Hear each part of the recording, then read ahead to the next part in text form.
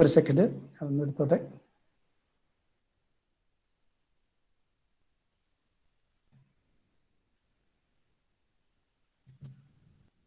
Okay, നിങ്ങൾക്ക് കാണാമെന്ന് വിചാരിക്കുന്നു. I hope you can see it in full screen. ആദ്യത്തെ സ്ലൈഡിൽ സ്ലൈഡ് വെറുതെ ടൈറ്റിൽ ആണ്. So let me go to the second slide. So it just says a look at the classical mechanics. Classic മെക്കാനിക്സിന്റെ വളരെ ബ്രീഫായിട്ടുള്ള ഹിസ്റ്ററിയാണ് ഞാൻ പറയുന്നത്. വളരെ പണ്ട് തന്നെ ആൾക്കാർ ചുറ്റുമുള്ളവരെ നിരീക്ഷിച്ചിരുന്നു. And people were interested in observing what is happening around us. ഞാൻ വീഡിയോ ഒന്ന് ഓഫ് ചെയ്തിട്ട്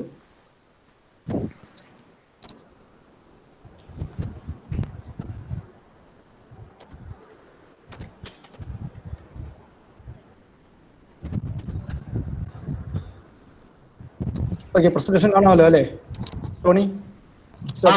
ഓക്കെ ഓക്കെ. സോ ചുറ്റും നോക്കുകയാണെങ്കിൽ പലതരം മോഷൻസ് കാണും. Things going up, things coming down, ഇതൊക്കെ കാണാം. അപ്പോൾ അതിനെ പണ്ടുള്ളവർ അരിസ്റ്റോട്ടിലോ അല്ലെങ്കിൽ പ്ലേറ്റോ പോലുള്ളവരൊക്കെ രണ്ട് തരത്തിൽ ക്ലാസിഫൈ ചെയ്തിരുന്നു. ഒരുപാട് നാട്ടിലെ ക്ലാസിഫിക്കേഷൻ ആയിരുന്നു. One is the natural motion. For example, ഞാൻ മൂണിന്റെ ചിത്രം കാണിച്ചിട്ടുണ്ട്. സ്റ്റെല്ലാർ ബോഡീസിന്റെ മൂവ്മെന്റ്, മൂൺ സണ്ണൊക്കെ ഭൂമിക്ക് ചുറ്റും കറങ്ങുന്നതാണെന്ന് ധരിച്ചിരുന്നത്. അങ്ങനെ കറങ്ങുന്നത് അത് നാച്ചുറൽ മോഷൻ ആണെന്നാണ് വിചാരിച്ചിരുന്നത്. സോ സെലസ്റ്റിയൽ ബോഡീസ് സർക്കിളിൽ മൂവ് ചെയ്യുന്നതാണ് വിചാരിച്ചിരുന്നത്. എലിപ്സൽ ഐഡിയ ഒന്നും ഉണ്ടായിരുന്നില്ല. So circular motions of celestial bodies are natural motions എന്നാണ് അന്ന് പറഞ്ഞിരുന്നത്. എന്ന് വെച്ചാൽ no need to explain it. അതുകൊണ്ട് ഗ്രാവിറ്റേഷൻ തിയറി ഒന്നും പറയേണ്ട ആവശ്യമില്ല. സർക്കുലർ മോഷനാണ്, അത് നാച്ചുറൽ മോഷനാണ്. നാച്ചുറൽ മോഷൻ ആണെന്നൊരു വാക്ക് പറഞ്ഞാൽ ദാറ്റ് ഈസ് എക്സ്പ്ലനേഷൻ. ഇതുപോലെ fire going up, lighter bodies going up. അതുപോലെ വെള്ളം അല്ലെങ്കിൽ ഹെവിയർ ബോഡീസ് ഫാളിങ് ഡൗൺ. അപ്പോൾ ഭാരമുള്ള വസ്തുക്കൾ താഴേക്ക് വീഴുന്നത്, ഭാരം കുറഞ്ഞ വസ്തുക്കൾ മുകളിലേക്ക് പോകുന്നത്, അത് നാച്ചുറൽ മോഷൻസ് ആണ് നാച്ചുറൽ മോഷൻസ് ആയിട്ട് കൺസിഡർ ചെയ്തിരുന്നു. സോ രണ്ടുതരം മോഷൻസ്, ഒന്ന് circular motions of heavenly bodies, പിന്നെ എർത്ത്ലി ബോഡീസിന്റെ വെർട്ടിക്കൽ മോഷൻസ്. ഇത് എല്ലാം നാച്ചുറൽ മോഷൻ ആണെന്നാണ് കരുതിയിരുന്നത്. അന്ന് ഗ്രാവിറ്റേഷന്റെ തിയറി ഉണ്ടായിരുന്നില്ല. നാച്ചുറൽ മോഷൻസിന് എക്സ്പ്ലനേഷൻ വേണ്ട എന്നുള്ള ധാരണയാണ് ഉണ്ടായിരുന്നത്. But there were no specific laws. ഇതെത്ര സ്പീഡിൽ മൂവ് ചെയ്യുന്നതിനെ കുറിച്ചൊന്നും കൃത്യമായിട്ടുള്ള ധാരണയൊന്നും ഉണ്ടായിരുന്നില്ല. Especially in the case of vertical motions, earthly motions. Heavenly motions heavenly ബോഡീസിന്റെ ആണ്. അതിന് വലിയ എക്സ്പ്ലനേഷൻ ഒന്നും വേണ്ട എന്നുള്ള ഒരു ധാരണയാണ് ഉണ്ടായിരുന്നത്. സോ നെക്സ്റ്റ് സ്ലൈഡിൽ കാണുന്നത് പക്ഷികൾ പറക്കുന്നത്, ഒരു പെൺകുട്ടി ചാടുന്നത്, ഒരാൾ അമ്പ് ചെയ്യാൻ നോക്കുന്നത്, ഇതെല്ലാം ഇറ്റ്സ് എ ഡിഫറെന്റ് മോഷൻസ്. ഇതെല്ലാം ഭൂമിയായിട്ട് ബന്ധപ്പെട്ട എർത്ത്ലി മോഷൻസ് ആണ്. ഇതൊന്നും നാച്ചുറൽ മോഷൻസ് അല്ല. ഇതെല്ലാം ഫോഴ്സ്ഡ് മോഷൻസ് ആണെന്നാണ് ധരിച്ചിരുന്നത്. So these are called forced motions. Forced motions എന്ന് വെച്ച് കഴിഞ്ഞാൽ ഒരു ഫോഴ്സ് പ്രയോഗിക്കണം. ഫോഴ്സ് നമുക്കിപ്പോൾ അറിയാം, ന്യൂട്ടൺസ് ലോ വെച്ചിട്ട് അറിയാം, ഒരു മൂവ്മെന്റിന് ഫോഴ്സ് വേണമെന്നില്ല. മൂവ്മെന്റ് ചേഞ്ച് വരുത്തണമെങ്കിലാണ് ഫോഴ്സ് വേണ്ടത്. So if there is no force, things will continue in it state of rest or uniform motion. But earlier people thought that for motion to occur, there should be force, continuous force. Suppose you are pulling something along a road, or a pair of bullocks is pulling a bullock cart. So they have to keep applying force continuously for the movement to continue. So you may ask, what is the case of an arrow? ഒരു ആരോ ഇവിടുന്ന് അമ്പിൽ നിന്ന് വിട്ട് കഴിഞ്ഞാൽ, അല്ല വില്ലിൽ നിന്ന് വിട്ട് കഴിഞ്ഞാൽ അത് കണ്ടിന്യൂസ് ആയിട്ട് കുറേ നേരം മൂവ് ചെയ്യും. അപ്പോൾ അതിന് അന്ന് കൊടുത്തിരുന്ന explanation, when the arrow moves forwards, it creates a partial vacuum behind, and air will rush to fill the vacuum, and that rushing air will push the arrow further. അപ്പോൾ continuous ആയിട്ട് force ഉള്ളത് കൊണ്ടാണ് arrow move ചെയ്യുന്നതെന്ന് പോലുമായിരുന്നു ധാരണ. So these are the earlier concept before Newton, before Galileo. Let me go to next slide. Okay, ഇത് നിങ്ങൾക്ക് അറിയാവുന്നതാണ്. This called Ptolemy's model. Earth is at the centre, moon, Mercury, Venus, sun, Mars, Jupiter, Saturn are going around it. ഈ ഇതെല്ലാം planets ആണെന്ന് വിചാരിച്ചിരുന്നു. ഈ പ്ലാനറ്റ്സിന്റെ പേര് വെച്ചിട്ടാണ് വീക്ക് ഡേയ്സിന് നമ്മൾ സൺഡേ, മൺഡേ എന്നൊക്കെ പേര് കൊടുത്തിട്ടുള്ളത്. So Ptolemy made an elaborate model that could explain various things such as change of seasons, day and night, phase of moon, solar eclipse, lunar eclipse, almost all these kind of phenomena Ptolemy could explain. For that, he had to make an elaborate model. Now we know that things are moving in ellipse and sun is at the center. അപ്പോൾ അതുകൊണ്ട് വലിയ വ്യത്യാസം വരും. അതിന് compensate ചെയ്യാൻ വേണ്ടി he thought of what is called epicycles. Epicycles were cycles, circles on circles. അതുകൊണ്ട് വീനസോ മാർസോ ഒക്കെ എപ്പിസൈക്കിൾ മൂവ് ചെയ്യുന്നത്. അപ്പോൾ sometimes they appear to go forwards, most of the time they appear to go forward, sometimes they appear to go backward, or it's called a retrograde motion. അപ്പോൾ ഇത് നമുക്കിപ്പോൾ അറിയാം actually എർത്താണ് move ചെയ്തുകൊണ്ടിരിക്കുന്നത്. അപ്പോൾ ചിലപ്പോൾ എർത്ത് ഓവർടേക്ക് ചെയ്യും, ചിലപ്പോൾ അത് ഓവർടേക്ക് ചെയ്തു. അതുകൊണ്ടാണ് മുന്നോട്ട് പോകുന്നതായിട്ടൊക്കെ തോന്നുന്നത്. ഇത് എക്സ്പ്ലെയിൻ ചെയ്യാൻ വേണ്ടി പണ്ട് പറഞ്ഞത് എപ്പിസൈക്കിൾ തിയറിയാണ്. സോ സെലസ്റ്റിയൽ ബോഡീസിന്റെ കേസിൽ ഇതുപോലൊരു ഇലാബറേറ്റ് മോഡൽ ഉണ്ടായിരുന്നു. എർത്ത്ലി മോഷൻസിന്റെ കേസിൽ these are considered complicated and no simple rules. ഇതായിരുന്നു പഴയ അവസ്ഥ. Then there were philosophers like Plato, Aristotle. ഇവരുടെ ഇൻഫ്ലുവൻസ് വെസ്റ്റേൺ സയൻസ് ഡെവലപ്മെന്റിൽ കാര്യമായിട്ട് ഉണ്ടായിട്ടുണ്ട്. അതുകൊണ്ടാണ് ഇവർ എടുത്തു പറയുന്നത്. അവർ പക്ഷേ ഈ ധാരണകൾ, ഫിസിക്സിനെ കുറിച്ച് ധാരണകൾ പലതും തെറ്റായിരുന്നെങ്കിലും ലോജിക്കൽ റീസണിങ്, കാര്യകാരണ ബന്ധം, ഇതൊക്കെ സ്ഥാപിക്കാൻ ഇവരുടെ ഫിലോസഫിക്കൽ ഡിസ്കോഴ്സസ് സഹായിച്ചിട്ടുണ്ട്. I will not go into details. ഇത് ഗലീലിയോയും ന്യൂട്ടനുമാണ്. സോ ഇവരുടെ ഒരു പ്രത്യേകത, they thought of experiments. They did experiments. രണ്ടുപേരും. ഗലീലിയോ നിങ്ങൾക്കറിയാം ടെലിസ്കോപ്പ്, നല്ല ടെലിസ്കോപ്പുകൾ ഉണ്ടാക്കുകയും അത് ഉപയോഗിച്ചിട്ട് അസ്ട്രോണമിക്കൽ ഒബ്സർവേഷൻസ് നടത്തുകയും അതുപോലെ ഇൻക്ലൈൻ പ്ലെയിൻ, പെൻഡുലം, ഇതെല്ലാം വെച്ചിട്ട് ധാരാളം എക്സ്പെരിമെന്റ്സ് ചെയ്തിട്ടുള്ള ആളാണ്. അതോടൊപ്പം തന്നെ മാത്തമാറ്റിക്കൽ തിയറീസ് ഉണ്ടാക്കി. And newton followed Galileo. And Galileo did all this. He actually thought about experiments, did experiments, made careful observations and made theories. അപ്പോൾ ഇത് പിന്നീട് ക്ലാസിക്കൽ മെക്കാനിക്സിന്റെ ഫൗണ്ടേഷന് വളരെയധികം സഹായമായി. ഞാൻ രണ്ടുപേരെ എടുത്ത് പറഞ്ഞതേ ഉള്ളൂ. ഒരുപാട് പേരുടെ വർക്ക് കൊണ്ടാണ് ഇതൊക്കെ സാധിച്ചത്. ന്യൂട്ടൺ തന്നെ പറഞ്ഞിട്ടുണ്ട്, if I have seen further it is because I stood on the shoulders of giants. ചില വലിയവരുടെ തോളത്ത് കയറി നിന്നതുകൊണ്ടാണ് എനിക്ക് ഒത്തിരി മുന്നോട്ട് കാണാൻ കഴിഞ്ഞതെന്ന് ന്യൂട്ടൺ തന്നെ പറഞ്ഞിട്ടുണ്ട്. അപ്പോൾ ക്ലാസിക്കൽ മെക്കാനിക്സിന്റെ ചില കോൺസെപ്ച്വൽ ഫൗണ്ടേഷൻസ് ഞാനെന്ന് പറയാം. ഞാനിവിടെ ചെറുതായി സൂചിപ്പിച്ചിട്ടുണ്ട്. കാർട്ടീഷ്യൻ കോർഡിനേറ്റ്സ് എന്നൊക്കെ പറഞ്ഞാൽ, കാർട്ടീഷ്യൻ കോർഡിനേറ്റിലെ വാക്ക് വന്നത് ഡെക്കാർത്തെ എന്ന് പറയുന്ന ഫിലോസഫറിൽ നിന്നാണ്. ഡെക്കാർത്തയൊക്കെ ഗലീലിയോയ്ക്ക് തൊട്ട് മുമ്പ് ജീവിച്ചിരുന്ന, ഗലീലിയോയ്ക്ക് ന്യൂട്ടനൊക്കെ മുമ്പ് ജീവിച്ചിരുന്ന സയന്റിസ്റ്റാണ്. ഇവരുടെ ചിലരുടെയൊക്കെ സമകാലികമായിരുന്നു. അപ്പോൾ ഡെക്കാർത്തയുടെ ഒരു ഐഡിയ പിന്നീട് വളരെ യൂസ്ഫുൾ ആയി. എന്താണെന്ന് വെച്ച് കഴിഞ്ഞാൽ നിങ്ങൾക്കിപ്പോൾ അറിയാം XY കോർഡിനേറ്റ്സ് എന്ന് പറയുന്ന സംഗതി തന്നെ. സോ യു ഹാവ്, ഞാൻ വരയ്ക്കുന്നതൊക്കെ തെറ്റിപ്പോടും എങ്കിലും കാര്യം മനസ്സിലാവുന്ന വിചാരിക്കും. XY കോർഡിനേറ്റ്സ് ഇസഡ് വേണേ വരയ്ക്കാം. ഡെക്കാർത്തെ ആദ്യം വരച്ചപ്പോൾ 0 എന്ന് തുടങ്ങിയിരുന്നത്, എന്നിട്ട് 0 to infinity ആയിരുന്നു. പിന്നീട് ന്യൂട്ടന്റെ കാലത്തൊക്കെ ആകുമ്പോഴേക്കും അത് -ഇൻഫിനിറ്റിയിലേക്കൊക്കെ ഒക്കെ പോയിരുന്നു. Okay, so idea was this. XY, Z ഞാൻ വരച്ചിട്ടില്ല എന്നുള്ളൂ, ഇസഡും വരാം. So you have a object here. Its position can be specified by X and Y coordinates. ഇപ്പോൾ നിങ്ങൾക്ക് വളരെ സിമ്പിൾ ഐഡിയ ആയിട്ട് തോന്നുമെങ്കിലും that is a breakthrough at that time. ഒരു ഒബ്ജക്റ്റിന്റെ പൊസിഷൻ എന്ന് പറയുന്നത് 3 നമ്പേഴ്സ് വെച്ച് റെപ്രസെന്റ് ചെയ്യാന്നുള്ളതാണ്. So you can convert into mathematics and mathematical equations. Position എന്ന് പറയുന്നത് it can be represented by 3 numbers. അതുപോലെ ടൈം എന്ന് പറഞ്ഞ സംഗതി. ഓക്കെ, അപ്പോൾ സ്പേസ് ആയി. ടൈമിനെ സംബന്ധിച്ചുള്ള ധാരണയും ന്യൂട്ടൺ മാറ്റി. ഇപ്പോൾ ചിലരൊക്കെ പറയാറുണ്ട് ന്യൂട്ടന്റെ ഐഡിയ തെറ്റായിരുന്നു, ഐൻസ്റ്റൈനാണ് പിന്നെ ശരിയാക്കിയെന്നൊക്കെ. പക്ഷെ ന്യൂട്ടൺ തന്നെ ഈ കേസിൽ ഒരു ബ്രേക്ക് ത്രൂ ഉണ്ടാക്കി. കാരണം എന്താണെന്ന് വെച്ച് കഴിഞ്ഞാൽ അതിനു മുമ്പുണ്ടായിരുന്ന ധാരണ ടൈം എന്ന് പറയുന്നത് മോഷൻസുമായിട്ട്, ഫോർ എക്സാമ്പിൾ എർത്തിൻ്റെ മോഷനായിട്ട് ബന്ധപ്പെട്ടെന്നായിരുന്നു. നമ്മളിപ്പോഴും ആ ഒരു പശ്ചാത്തലം വെച്ചിട്ടാണ് നമ്മുടെ കലണ്ടറൊക്കെ ഉണ്ടാക്കിയിരിക്കുന്നത്. ഫോർ എക്സാമ്പിൾ ഒരു ഡേ എന്ന് പറയുന്നത് ഭൂമി ഒരു പ്രാവശ്യം തിരിയാൻ വേണ്ട സമയമാണ്. ഒരു മാസം എന്ന് പറയുന്നത് നേരത്തെ ഡിഫൈൻ ചെയ്തിരുന്നത് മൂണിൻ്റെ മോഷണമായിട്ട് ബന്ധപ്പെട്ടാണ്. ഒരു ഇയർ എന്ന് പറയുന്നത് ഭൂമിക്ക് ചുറ്റും സൂര്യൻ ഒരു പ്രാവശ്യം കറങ്ങി വരാൻ വേണ്ട സമയം എന്നാണ് ധരിച്ചിരുന്നത്. ഇപ്പോൾ നമ്മൾ തിരിച്ചയക്കുന്നത് മാത്രം, ഭൂമി സൂര്യൻ ചുറ്റും കറങ്ങി വരാൻ വേണ്ട സമയമാണ് ഒരു വർഷം. അപ്പോൾ അതുപോലെ അവരൊക്കെ മെഷർ ചെയ്തിരുന്നത് സൺഡയൽസും ഒക്കെ വെച്ചിട്ടാണ്. So it was directly connect to earth motion. ഓരോ സ്ഥലത്തും ഓരോ ലോക്കൽ ടൈം ഉണ്ടായിരുന്നു. കാരണം സൂര്യൻ ഉദിക്കുന്ന എല്ലായിടത്തും ഒരേപോലെയല്ല. അതുപോലെ നട്ടുച്ച എന്ന് പറയുന്നത് പലയിടത്തും പലതരത്തിലായിരിക്കും. ഓരോരുത്തർക്കും ഒരു ലോക്കൽ ടൈമൊക്കെ ഉണ്ടായിരുന്നു.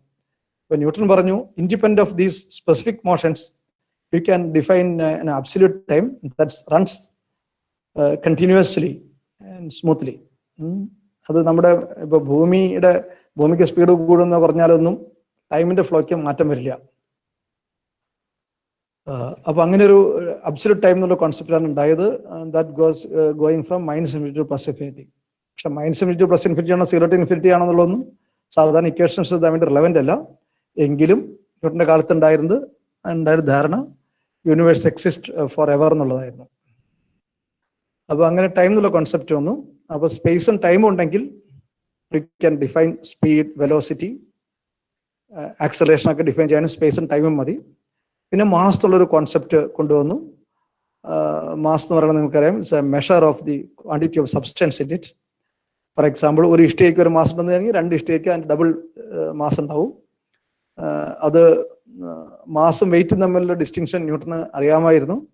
വെയിറ്റ് വരുന്നത് എർത്തിന്റെ അട്രാക്ഷൻ മൂലം അല്ലെങ്കിൽ ഗ്രാവിറ്റേഷൻ ഫോഴ്സ് മൂലമാണെന്നുള്ളത് ന്യൂട്ടന് അറിയാമായിരുന്നു. അതുകൊണ്ട് സ്പെസിഫിക് ആയിട്ട് മാസും വെയിറ്റും തിരിച്ച് തന്നെ പറഞ്ഞിട്ടുണ്ട്. മാസ് എന്നുള്ളതിനെ കുറിച്ച് കൂടുതൽ ഡീറ്റെയിൽസ് ഒന്നും വർക്കൗട്ട് ചെയ്തിട്ടില്ല, ഡിസ്കസ് ചെയ്തിട്ടില്ല. പക്ഷെ മാസും സ്പേസും ടൈമും ഉണ്ടെങ്കിൽ നമുക്ക് അത്യാവശ്യം കാര്യങ്ങളെല്ലാം ഡിഫൈൻ ചെയ്യാം. You can define momentum, right, and the rate of change of momentum we can equate it to force. Then you can define force into displacement and can define energy, kinetic energy, potential energy, we need torque, angular momentum. ഇതെല്ലാം define ചെയ്യണമെങ്കിൽ ഈ basic concepts മതി. Mass, space, time ഉണ്ടെങ്കിൽ മെക്കാനിക്സിലെ നമുക്ക് വേണ്ട quantities എല്ലാം define ചെയ്യാൻ പറ്റും. ഇതിനോട് എടുത്തു വരാൻ കാരണം ക്വാണ്ടം മെക്കാനിക്സിലേക്ക് പോകുമ്പോൾ ഈ സ്പേസ്, ടൈം, പൊസിഷൻ, മൊമെന്റ് എന്ന് പറയുന്നതൊക്കെ കോൺസെപ്റ്റ്സ് ഒക്കെ മാറുന്നുണ്ട്. അതുകൊണ്ടാണ് I went to some details. Next, അതുപോലെ വളരെ പ്രധാനപ്പെട്ട ന്യൂട്ടന്റെ കണ്ടുപിടുത്തങ്ങളാണ് ഞാൻ ഇവിടെ എഴുതിയിരിക്കുന്ന 2 ഇക്വേഷൻസ്, F=ma എന്നുള്ളതും F=gmm/r² എന്നുള്ളതും. അപ്പോൾ നിങ്ങൾക്ക് വേണ്ടി ചോദിക്കുക, എന്തുകൊണ്ടാണ് ന്യൂട്ടന് മുമ്പുള്ളവരെ ഇത് കണ്ടെത്താതിരുന്നത്? ന്യൂട്ടനും ഗലീലിയോയ്ക്ക് മുമ്പൊക്കെ ധാരാളം ബുദ്ധിമാന്മാരൊക്കെ ഭൂമിയിൽ ജീവിച്ചിട്ടുണ്ട്. They could not figure out these equations which we think that is easy. ഇപ്പോൾ നമുക്ക് വളരെ ഈസി ആണെന്ന് തോന്നണ ഈ ഇക്വേഷൻസ് പണ്ട് കണ്ടുപിടിച്ചിട്ടുണ്ടായിരുന്നില്ല എന്നുള്ളത് ഒരു ഇൻട്രസ്റ്റിംഗ് ആയിട്ടുള്ള ഫാക്റ്റാണ്. അതിനൊരു പക്ഷേ ഒരു കാരണം എന്താണെന്ന് വെച്ച് കഴിഞ്ഞാൽ, നമ്മൾ ഭൂമിയിൽ കാണുന്ന മോഷൻസ് ഏത് കൺസിഡർ ചെയ്ത് കഴിഞ്ഞാലും ഇത്ര സിമ്പിൾ റൂൾസ് ഉണ്ടാക്കാൻ കുറച്ച് ബുദ്ധിമുട്ടാണ്. കാരണം ഫോഴ്സിന്റെ കേസ് എടുക്കുകയാണെങ്കിൽ ഇപ്പോൾ ഫോഴ്സ് ഇല്ലാത്തൊരവസ്ഥ നമുക്ക് ഭൂമിയിൽ കാണാൻ പറ്റില്ല. You will never see a body moving with constant speed. റെസ്റ്റിൽ കാണാൻ പറ്റും, പക്ഷെ കോൺസ്റ്റന്റ് സ്പീഡിൽ ഒരു സാധനം മൂവ് ചെയ്തുകൊണ്ടേ ഇരിക്കുന്നു. അങ്ങനെ ഒരു സംഗതി നമുക്ക് കാണാൻ പറ്റില്ല. സർക്കുലർ മോഷനുള്ളതുണ്ട്, but that is accelerated motion. Straight ലൈനിൽ ഒരു ബോഡി മൂവ് ചെയ്തുകൊണ്ടിരിക്കുന്നത് കാണാൻ ബുദ്ധിമുട്ടാണ്.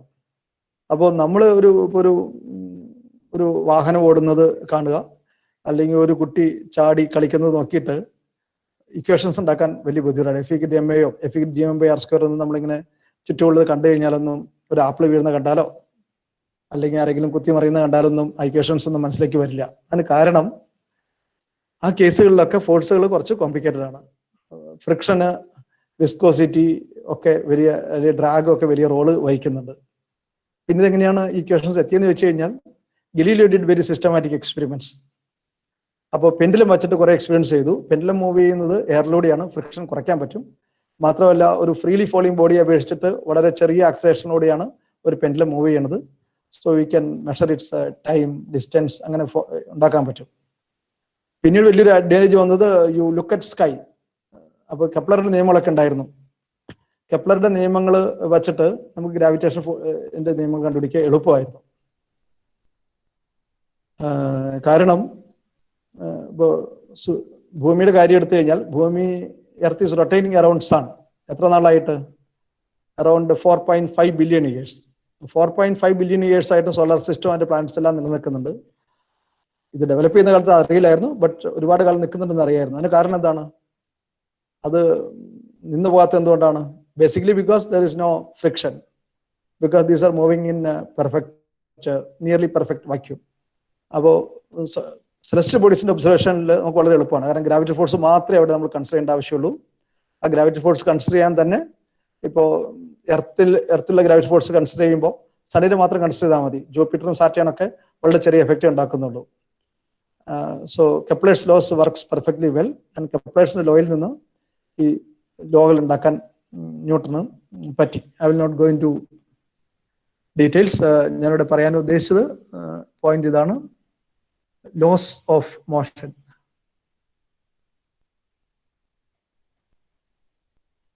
ഐഡിയ തന്നെ ഒരു ഇമ്പോർട്ടൻ്റ് ആയിരുന്നു. ഐഡിയ എന്ന് വെച്ച് കഴിഞ്ഞാൽ ഇങ്ങനെ ചില നിയമങ്ങളുണ്ട്. ഓക്കെ, ഇങ്ങനെ ചില നിയമങ്ങളുണ്ട്. ഈ നിയമങ്ങൾ അനുസരിച്ചാണ് ബോഡീസ് മൂവ് ചെയ്യണേ എന്നുള്ളൊരു ന്യൂട്ടന്റെ വലിയൊരു കണ്ടുപിടുത്തമായിരുന്നു. And these laws are satisfied by all bodies. Okay, gravitation force എർത്തിനും സണ്ണിനും മാത്രമല്ല മറ്റു ബോഡീസിനെല്ലാം ഉണ്ട്. ഇതൊക്കെ ന്യൂട്ടൻ ബോധ്യപ്പെടുത്തി. അപ്പോൾ നമുക്ക് അങ്ങനെ യൂണിവേഴ്സൽ ലോ ഉണ്ടാക്കാൻ പറ്റുന്നുള്ളത്. മറ്റു സെലസ്റ്റ് ബോഡീസിന്റെ നിയമം ഭൂമിയിലുള്ളവർക്ക് നിയമമായിരുന്നു വിചാരിച്ചിരുന്നത്. അപ്പോൾ ഒരു യൂണിവേഴ്സൽ ലോ ഉണ്ടെന്നുള്ളതൊക്കെ കണ്ടെത്തിയത് ന്യൂട്ടനാണ്. അതിൽ ഗലീലിയോയുടെ ഒക്കെ കോൺട്രിബ്യൂഷൻ ഉണ്ട്, കെപ്ലറുടെ കോൺട്രിബ്യൂഷനും ഒക്കെ ഉണ്ട്. എങ്കിലും ന്യൂട്ടന്റെ പ്രിൻസിപ്പിയ എന്നുള്ള ബുക്കിലാണ് ഇതിന്റെ ഡീറ്റെയിൽസ് വന്നത്. അതുകൊണ്ട് നമ്മൾ ന്യൂട്ടന് കൂടുതൽ ക്രെഡിറ്റ് കൊടുക്കുന്നു. ക്വാണ്ടം മെക്കാനിക്സ് വരുമ്പോഴും നിയമങ്ങളുണ്ട്, പക്ഷെ നിയമങ്ങൾ ചേഞ്ച് ചെയ്യുന്നു. അപ്പോൾ ഈ ഫൗണ്ടേഷൻസ് പറയുമ്പോൾ ന്യൂട്ടന്റെ ഫൗണ്ടേഷനിലാണ് ബാക്കിയുള്ള സയൻസ് എല്ലാം തന്നെ ഡെവലപ്പ് ചെയ്തത്, സ്പെഷ്യലി ഫിസിക്സ്. അതുകൊണ്ട് ഈവൻ ക്വാണ്ടം മെക്കാനിക്സ് ഐഡിയ പറയുമ്പോഴൊക്കെ ഒരു ഫൗണ്ടേഷനായിട്ട് ന്യൂട്ടന്റെ ഐഡിയാസ് അവിടെ കിടക്കുന്നുണ്ട്. ചില ചേഞ്ച് ചെയ്തിട്ടുണ്ടെങ്കിൽ പോലും ബേസിക് തിങ്കിങ് പ്രോസസ്സിൽ ന്യൂട്ടന്റെ ഐഡിയാസ് വരുന്നുണ്ട്. ഞാൻ കൂടുതൽ പറയുന്നത് ലഗ്രാഞ്ച്, ഓയിലർ, ഹാമിൽട്ടൺ, ജക്കോബി ഇവരൊക്കെ ചെയ്തത് ന്യൂട്ടന്റെ ഐഡിയാസ് വേറെ പല ഫീൽഡിലേക്ക് എക്സ്റ്റെൻഡ് ചെയ്തു. Lagrange for example showed that you can use any kind of coordinates, generalized coordinates ഉപയോഗിക്കാമെന്ന് കണ്ടെത്തി. അതുപോലെ കണ്ടിന്യൂസ് സിസ്റ്റത്തിന് ഇത് ഉപയോഗിക്കാമെന്നുള്ളത് കണ്ടുപിടിച്ചു. ഓയിലർ ആണെങ്കിൽ റൊട്ടേറ്റിംഗ് ബോഡീസിന്, റിജിഡ് ബോഡീസിന് ഒക്കെ ഇത് ഉപയോഗിക്കാം. ഓയിലർ ലഗ്രാഞ്ച് ഇക്വേഷൻസ് ഫ്ലൂയിഡ്സിന് ഒക്കെ ഉപയോഗിക്കാം. ഹാമിൽട്ടൺ അത് പിന്നീട് എക്സ്റ്റെൻഡ് ചെയ്തു. ജനറലൈസ്ഡ് കോർഡിനേറ്റ്സ് മാറിയിട്ട് കനോണിക്കൽ കോർഡിനേറ്റ്സും കനോണിക്കൽ മൊമെന്റവും. അപ്പോൾ അവിടെ ഒരുപാട് ട്രാൻസ്ഫോർമേഷൻസ് പോസിബിൾ ആണ്, what are called canonical transformation. മാത്രമല്ല ഹാമിൽട്ടന്റെ ഡെവലപ്മെന്റ്സ് പിന്നീട് ക്വാണ്ടം മെക്കാനിക്സിനും സ്റ്റാറ്റിസ്റ്റിക്കൽ മെക്കാനിക്സിനും ഫീൽഡ് തിയറിക്കും നോൺ ലീനിയർ ഡൈനാമിക്സിനും ഒക്കെ വളരെ വളരെ യൂസ്ഫുൾ ആയിരുന്നു. കാരണം നമുക്കറിയാം ഷ്രോഡിഞ്ചർ ഇക്വേഷൻ എഴുതുമ്പോൾ അതിലൊരു പ്രധാന സംഗതി ഹാമിൽട്ടോണിയനാണ്. അതിൽ ഹാമിൽട്ടൺ ജക്കോബി ഡെവലപ്പ് ചെയ്ത ഹാമിൽട്ടൺ ജക്കോബി തിയറി ഒരു ചരിത്ര പ്രാധാന്യമുള്ളതാണ്. അവരുടെ ഒരു ആഗ്രഹം എന്തായിരുന്നു വെച്ച് കഴിഞ്ഞാൽ ഒപ്റ്റിക്സ്, വേവ് ഒപ്റ്റിക്സും റേ ഒപ്റ്റിക്സും ഇന്റഗ്രേറ്റ് ചെയ്യുക. So they could develop A theory in which for shorter wavelengths you get ray theory and for larger wavelengths you get wave theory. ഇപ്പോൾ ഇലക്ട്രോമാഗ്നറ്റിക് വേവ്സ് എടുത്തു കഴിഞ്ഞാൽ ലാർജർ വേവ് ലെങ്ത് ഉള്ളതിന് microwave, radio wave എന്നൊക്കെ പറയുക. Shorter wave ലെങ്ത്തിന് x ray, gamma ray എന്നാ പറയുക. അപ്പോൾ ഷോർട്ടർ വേവ് ലെങ്ത് ഉള്ളതിന് റേയും മറ്റേ വേവ് ആയിട്ടുള്ള ഒരു തിയറി ഹാമിൽട്ടൺ ജക്കോബി ഉണ്ടാക്കാൻ പറ്റും. So basically it was a wave theory. Hamilton Jacobi theory wave theory ആയിട്ട് ലൈറ്റിനെ ഡിസ്ക്രൈബ് ചെയ്യുന്നു. But when the wavelength is very small compared to other quantities such as focal length, diameter, etc. of lenses, mirrors, etc. You can use array optics as an approximation. അത് പിന്നീട് വളരെ useful ആയി. Schrödinger equation ഒക്കെ എഴുതാൻ നേരത്ത് Hamilton ജക്കോബിയുടെ ഡെവലപ്മെന്റ്സിൽ നിന്നാണ് Schrödinger start ചെയ്തത്. ഇത് ഇലക്ട്രോഡൈനാമിക്സിനെ സൂചിപ്പിക്കുന്നതാണ്. വേവ് ന്യൂട്ടന്റെ കാലത്ത് ഇലക്ട്രോമാഗ്നറ്റിക് തിയറി ഉണ്ടായിരുന്നില്ല, പിന്നീടാണ് വരുന്നത്. അതും ക്ലാസിക്കൽ മെക്കാനിക്സിന്റെ ഭാഗമായിട്ട് നമുക്ക് ഇൻക്ലൂഡ് ചെയ്യാൻ പറ്റി. ഫീൽഡ്സിന് ഒരു ഫിസിക്കൽ റോള് ഇലക്ട്രോമാഗ്നറ്റിക് തിയറിയിൽ വരുന്നുണ്ട്. Fields can carry momentum, energy et cetera. അപ്പോൾ നമുക്കിപ്പോൾ അറിയാം ലൈറ്റ് എന്ന് പറയുന്നത് ഒരു എനർജി ഫോമാണ്, അതിന് മൊമെന്റവും ഉണ്ട്, എനർജി ഒക്കെ ഉണ്ട്. അപ്പോൾ അതും കൂടി ക്ലാസിക്കൽ മെക്കാനിക്സിന്റെ ഇതിലേക്ക് ഇന്റഗ്രേറ്റ് ചെയ്യാൻ സാധിച്ചു. ഇത്രയൊക്കെയാണ് ക്ലാസിക്കൽ മെക്കാനിക്സിന്റെ ബേസിസ് ആയിട്ട് പറയാനുള്ളത്. ഇതേ സമയത്ത് തന്നെ ക്ലാസിക്കൽ മെക്കാനിക്സിൽ പല പ്രോബ്ലംസും ഡെവലപ്പ് ചെയ്തിരുന്നു. അപ്പോൾ ഇത് കുറച്ച് ചുറ്റുപാട് നടക്കുന്ന കാര്യമായിട്ടൊക്കെ ഒന്ന് ബന്ധിപ്പിക്കണം. ന്യൂട്ടന്റെയും ഗലീലിയോയുടെയും കാലത്തൊക്കെ യൂറോപ്പ് കൊളോണിയൽ ഭരണാധികാരികൾ ധാരാളം ഉണ്ടായിരുന്ന സ്ഥലമാണ്. അക്കാലത്താണ് വാസ്കോ ഡി ഗാമയും അതുപോലെ കൊളംബസും ഒക്കെ അതുപോലെ നാവികരൊക്കെ പല രാജ്യങ്ങളും സന്ദർശിക്കുകയും അവിടെ പിടിച്ചടക്കുകയും കച്ചവട ബന്ധങ്ങൾ സ്ഥാപിക്കുകയും ചെയ്തത്. അപ്പോൾ നാവിഗേഷൻ വളരെ ഇമ്പോർട്ടൻ്റ് ആയിരുന്നു അസ്ട്രോണമി. അങ്ങനെയാണ് അസ്ട്രോണമിക്ക് വലിയൊരു ബൂസ്റ്റ് കിട്ടിയത്. ടൈക്കോ ബ്രാഹിയുടെ ഒബ്സർവേഷൻ ഒക്കെ അങ്ങനെ ഉണ്ടായതാണ്. അതുമായിട്ട് ബന്ധപ്പെട്ടാണ് മെക്കാനിക്സ് ഒക്കെ ഡെവലപ്പ് ചെയ്തത്. അതുപോലെ യാത്രാക്കപ്പലുകളിലൊക്കെ ധാരാളം സ്റ്റീം എഞ്ചിൻസ് ഉപയോഗിക്കുകയായിരുന്നു. അപ്പോൾ സ്റ്റീം എഞ്ചിൻ്റെ കപ്പാസിറ്റി അല്ലെങ്കിൽ എഫിഷ്യൻസി കൂട്ടുക എന്നുള്ള വലിയൊരു ഡിമാൻഡ് ഉണ്ടായിരുന്നു. അങ്ങനെയാണ് തെർമോഡൈനാമിക്സിന്റെ പഠനത്തിന് വലിയ പ്രാധാന്യം വന്നത്. അതിനെ തുടർന്നാണ് ബ്ലാക്ക് ബോഡി റേഡിയേഷനെ കുറിച്ചുള്ള പഠനമൊക്കെ പ്ലാങ്കിൽ ചെയ്തത്.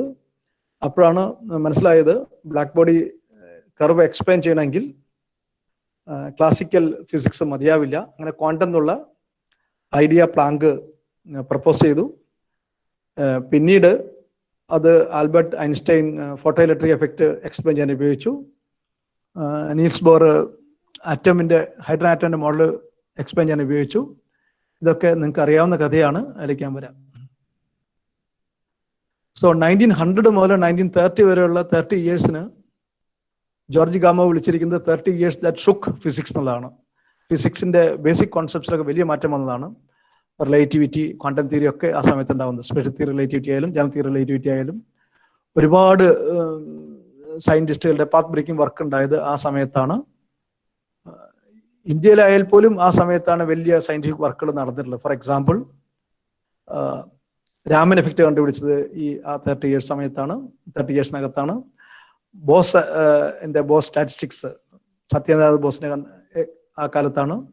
സാഹ സിക്വേഷൻ ആ കാലത്താണ്. അങ്ങനെ വലിയൊരു സയന്റിഫിക് റെവല്യൂഷൻ നടന്ന കാലമാണ് 1900 to 1930. അപ്പോൾ ഈ ചിത്രം വെച്ചിട്ട് എനിക്ക് കുറച്ച് കാര്യങ്ങൾ പറയാൻ പറ്റും. ഇത് നിങ്ങൾ ചിലപ്പോൾ നേരത്തെ കണ്ടിട്ടുണ്ടാവും. ഇത് സോൾവേ കോൺഫറൻസ് എന്ന് പറയുന്ന ഒരു പരിപാടിയിൽ എടുത്ത ചിത്രമാണ്. ഇതില് കാണുന്ന ആൾക്കാരെ കുറിച്ച് പറയുകയാണെങ്കിൽ ഇത് മാക്സ് പ്ലാങ്ക് ആണ് ക്വാണ്ടം എന്നുള്ള ഐഡിയ ആദ്യമായിട്ട് കൊണ്ടുവന്നത്. പിന്നെ നിങ്ങൾക്കറിയാം ആൽബർട്ട് ഐൻസ്റ്റൈൻ, അദ്ദേഹം ഫോട്ടോൺ എന്നുള്ള ഐഡിയ അല്ലെങ്കിൽ ലൈറ്റിന്റെ ക്വാണ്ടം എന്നുള്ള ഐഡിയ ഉപയോഗിച്ചിട്ട് ഫോട്ടോ ഇലക്ട്രിക് എഫക്റ്റ് എക്സ്പ്ലെയിൻ ചെയ്തു.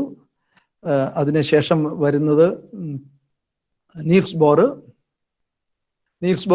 ഈ EH എന്നുള്ള ഐഡിയ വെച്ചിട്ട് ഹൈഡ്രാറ്റത്തിന്റെ സ്പെക്ട്രം വളരെ ഭംഗിയായിട്ട് എക്സ്പ്ലെയിൻ ചെയ്തു. ചില അസംഷൻസ് ബോറിന് എടുക്കേണ്ടി വന്നു. For example angular momentum quantised ആണെന്നുള്ളത്, അതിനൊരു എക്സ്പ്ലനേഷൻ നീൽസ് ബോറിന് ഉണ്ടായിരുന്നില്ല. ബട്ട് അത് അസ്യൂം ചെയ്ത് കഴിഞ്ഞാൽ കാര്യങ്ങൾ എക്സ്പ്ലെയിൻ ചെയ്യാന്നുള്ളത് വാസ് ക്ലിയർ ടു ഹിം. അതിനുശേഷം പിന്നെ കോംപ്ടൺ എഫക്റ്റ് കണ്ടെത്തിയതോടുകൂടിയാണ് ഫോട്ടോണിലെ ഐഡിയ ശരിക്കും എല്ലാവരും വിശ്വസിക്കാൻ തുടങ്ങിയത്. തുടർന്നാണ് ഐൻസ്റ്റൈൻ നോബൽ പ്രൈസ് കൊടുത്തത്. സോ കോംപ്ടന്റെ എക്സ്പെരിമെന്റും തിയറിയൊക്കെ ഇതിനകത്ത് വളരെ പ്രധാനപ്പെട്ടതായിരുന്നു. പിന്നെ പറയേണ്ട ഒരാള് ഡി ബ്രോഗ്ലി ആണ്. ഇവിടെ ഒരു ചിരിപ്പുണ്ട്, ലൂയി ഡി ബ്രോഗ്ലി. അത് ഒറിജിനൽ ഫ്രഞ്ച് പ്രൊണൗൺസിയേഷൻ കുറച്ചുകൂടി കോംപ്ലിക്കേറ്റ് ആണ്, ദബ്രോയ് അങ്ങനെ എന്തോ ആണ്. So de Broglie propose the idea of wave nature of matter, ഇലക്ട്രോണിന് വേവ് നേച്ചർ ഉണ്ടെന്നുള്ളതൊക്കെ അദ്ദേഹം സജസ്റ്റ് ചെയ്തു. Einstein found it very interesting and told people that this is an interesting important work. അപ്പോൾ അതിൽ ഈ ഡി ബ്രോയുടെ വേവിനെ ഒരു ഇക്വേഷൻ ഉണ്ടാക്കാൻ വേണ്ടി ശ്രമിച്ച് അങ്ങനെ ജയിച്ച ഒരാളാണ് ഷ്രോഡിഞ്ചർ. ഇത് ഷ്രോഡിഞ്ചർ ആണ്. അതേപോലെ തന്നെ ഏതാണ്ട് അതേ സമയത്ത് തന്നെ ഹൈസൻബർഗിന്റെ മെട്രിക്സ് മെക്കാനിക്സ് ഉണ്ടാക്കി. ഷ്രോഡിഞ്ചർ വേവ് മെക്കാനിക്സ് എന്ന് അറിയപ്പെടുന്നു. അതുപോലെ പിന്നെ അതിൽ കോൺട്രിബ്യൂട്ട് ചെയ്തവരാണ് പൗളി, ഡിറാക്, അതുപോലെ അതിന്റെ ഫർദർ ഇന്റർപ്രിട്ടേഷനൊക്കെ സഹായിച്ച ആൾക്കാരാണ് മാക്സ് ബോണിനെ പോലുള്ളവർ. പിന്നെ ഇത് ക്ലാസിക്കൽ മെക്കാനിക്സ് ആയിട്ടുള്ള കണക്ഷൻ കാണിച്ചാണ് എറൻഫെസ്റ്റ്. അങ്ങനെ ഒരുപാട് പേരുണ്ട്. പിന്നെ മാഡൻക്യൂരിയൊക്കെ ഉണ്ട്. അവരൊക്കെയാണ് ഈ ക്ലാസിക്കൽ മെക്കാനിക്സ് പോരാ സംഗതി എക്സ്പ്ലെയിൻ ചെയ്യാന്നുള്ളത് കണ്ടെത്തിയത്. റേഡിയോ ആക്ടിവിറ്റി എക്സ്പ്ലെയിൻ ചെയ്യണമെങ്കിൽ യു നീഡ് ന്യൂ തിയറീസ് എന്നുള്ളത് എല്ലാവർക്കും ബോധ്യമായിരുന്നു. സോ ഈ ചിത്രത്തിലുള്ള ഒരു 16 പേർക്ക് നോബൽ പ്രൈസ് കിട്ടിയേണ്ടതാണ് പറയുന്നത്. Okay, so this interesting picture. So ഇത് ഹിസ്റ്റോറിക്കലായുള്ള ഒരു ഇമ്പോർട്ടൻറ്റ് ഡെവലപ്മെന്റ് ആയിരുന്നു. ഈ 1927 സോൾവേ കോൺഗ്രസിലാണ് ക്വാണ്ടം മെക്കാനിക്സ് ഇന്റർപ്രിട്ടേഷനെ കുറിച്ചിട്ട് ഒരുപാട് തർക്കങ്ങൾ നടന്നത്. Albert Einstein, de Broglie, Schrodinger പോലുള്ള ഒരു ഭാഗത്തും, അതുപോലെ Niels Bohr, Heisenberg, Max Born പോലുള്ളവർ വേറെ സൈഡിലുമായിട്ട് ഒരുപാട് സംവാദം സോൾവേ കോൺഗ്രസ്സിൽ ഉണ്ടായി. അതാണ് പിന്നീട് ഷ്രോഡിഞ്ചേഴ്സ് ക്യാറ്റ്, EPR പാരഡോക്സ് എന്നൊക്കെ പറഞ്ഞ് പല പേരിൽ അറിയപ്പെടുന്ന ഡെവലപ്മെന്റ്സ് ആയിട്ട് പിന്നീട് മാറിയത്. Einstein could not accept their interpretation. പക്ഷെ പിന്നീട് നമുക്കിപ്പോൾ മനസ്സിലാവുന്നത് Einstein was probably wrong and ഇവരുടെ ഇന്റർപ്രിട്ടേഷൻ, കോപ്പൻഹേഗൻ ഇന്റർപ്രിട്ടേഷൻ ആണ് ഇപ്പോൾ കൂടുതൽ അക്സെപ്റ്റബിൾ ആയിട്ട് തോന്നുന്നത്. സോ വേവ് മെക്കാനിക്സ് എന്ന് പറയുന്നത് ഷ്രോഡിഞ്ചറുടെ ആയിരുന്നു. അതിന്റെ ബേസിക് ഐഡിയ എന്ന് പറയുന്നത് ഷ്രോഡിഞ്ചർ ഇക്വേഷൻ ആയിരുന്നു. IH bar dou psi by dou t equal to minus H bar square by 2m del square psi plus V psi. ഇതൊരു വൺ പാർട്ടിക്കിൾ ഇക്വേഷൻ ആണ്. കൂടുതൽ പാർട്ടിക്കിൾസ് ഉണ്ടെങ്കിൽ same you can use one wave function, but that will represent many particles. Del square time ഓരോ പാർട്ടിക്കിളും ഓരോ ഉണ്ടാവും. Potential will be more complicated function. So ഇതാണ് wave മെക്കാനിക്സിന്റെ ഐഡിയ വന്നത്. This was the wave equation. This closely related to Hamilton Jacobi equation. അതിന്റെ details ചെയ്യാൻ പോകുന്നില്ല, അത് MSc ടെക്സ്റ്റ് ബുക്കിലൊക്കെ ഉള്ള കാര്യമാണ്. പക്ഷേ ഇതിൽ നിന്ന് നമുക്ക് കുറച്ച് ഐഡിയാസ് കിട്ടും. This is A linear equation എന്ന് വെച്ച് കഴിഞ്ഞാൽ ഇവിടെ ഒരു സൈ വരുന്നുണ്ട്, എല്ലായിടത്തും സൈ ആണ് വരുന്നത്, സൈ സ്ക്വയർ ഒന്നും വരുന്നില്ല. So this is linear equation. So that means if you have A solution psi 1, you have solution psi 2, then alpha 1 psi 1 plus alpha 2 psi 2 is also a valid wave function. And alpha 1 and alpha 2 can be complex numbers. ഇത് കാരണമാണ് ഇത് wave ആയിട്ട് വരുന്നതും interference ഉണ്ടാക്കുന്നതൊക്കെ ഈ superposition principle വെച്ച് explain ചെയ്യാം. That turns out to be an important point in the case of quantum mechanics, ഈ superposition principle. അപ്പോൾ വേവ് മെക്കാനിക്സിന് വേണ്ടിയിട്ട് നമുക്ക് കുറച്ച് പോസ്റ്റേറ്റ്സ് ഒക്കെ ഉണ്ടാക്കാം. ഫോർ എക്സാമ്പിൾ, വേവ് ഫംഗ്ഷൻ നമുക്ക് ഡോ സൈ ബൈ ഡോ ടി എടുക്കണം. ഡെൽ സ്ക്വയർ സൈക്ക് എടുക്കണമെങ്കിൽ അത് ഡിഫറൻഷ്യബിൾ ആവണം. ഒരു പ്രാവശ്യം ഡിഫറൻഷിയേറ്റ് ചെയ്താൽ പോലെ 2 പ്രാവശ്യം ഡിഫറൻഷിയേറ്റ് ചെയ്യാൻ പറ്റും. 2 പ്രാവശ്യം ഡിഫറൻഷിയേറ്റ് ചെയ്യാൻ പറ്റണമെങ്കിൽ wave function should be continuous and ഡെറിവേറ്റീവും കണ്ടിന്യൂസ് ആയിരിക്കണം. അപ്പോൾ ഇതൊരു കണ്ടീഷൻസ് ആണ്. ഇതുപോലെ നമ്മൾ ഈ സൈ എന്ന് പറയുന്നത് വി കനോട്ട് സി. സൈ എന്ന് പറയുന്നത് ഒരു കോംപ്ലക്സ് ഫംഗ്ഷൻ ആണ്. അത് പൊസിഷൻ മൊമെന്റ് എന്ന് പറയുന്ന പോലെ അത്രയും റിയാലിറ്റി ആയിട്ട് നേരിട്ട് റിലേറ്റഡ് ആയ സാധനമല്ല.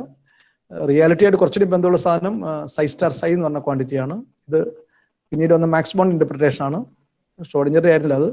സൈ സ്റ്റാർ സൈ എന്ന് പറഞ്ഞാൽ പ്രോബബിലിറ്റി ഡെൻസിറ്റി ആയിട്ട് പറയാം. So psi actually is a probability amplitude. Probability amplitude എന്താണെന്ന് ചോദിച്ചു കഴിഞ്ഞാൽ എക്സ്പ്ലെയിൻ ചെയ്യാൻ കുറച്ച് ബുദ്ധിമുട്ടാണ്. കാരണം ക്ലാസിക്കൽ പ്രോബബിലിറ്റി തിയറിയിലൊന്നും പ്രോബബിലിറ്റി ആംപ്ലിറ്റ്യൂഡ് എന്നുള്ള കോൺസെപ്റ്റ് ഇല്ല. നമ്മൾ സ്റ്റാറ്റിസ്റ്റിക്സ് മെക്കാനിക്സ് പഠിക്കുമ്പോൾ പ്രോബബിലിറ്റിയെ കുറിച്ച് പഠിക്കും, പ്രോബബിലിറ്റി ആംപ്ലിറ്റ്യൂഡിനെ കുറിച്ചിട്ട് സാധാരണ സംസാരിക്കാറില്ല, except when the talk about quantum mechanics.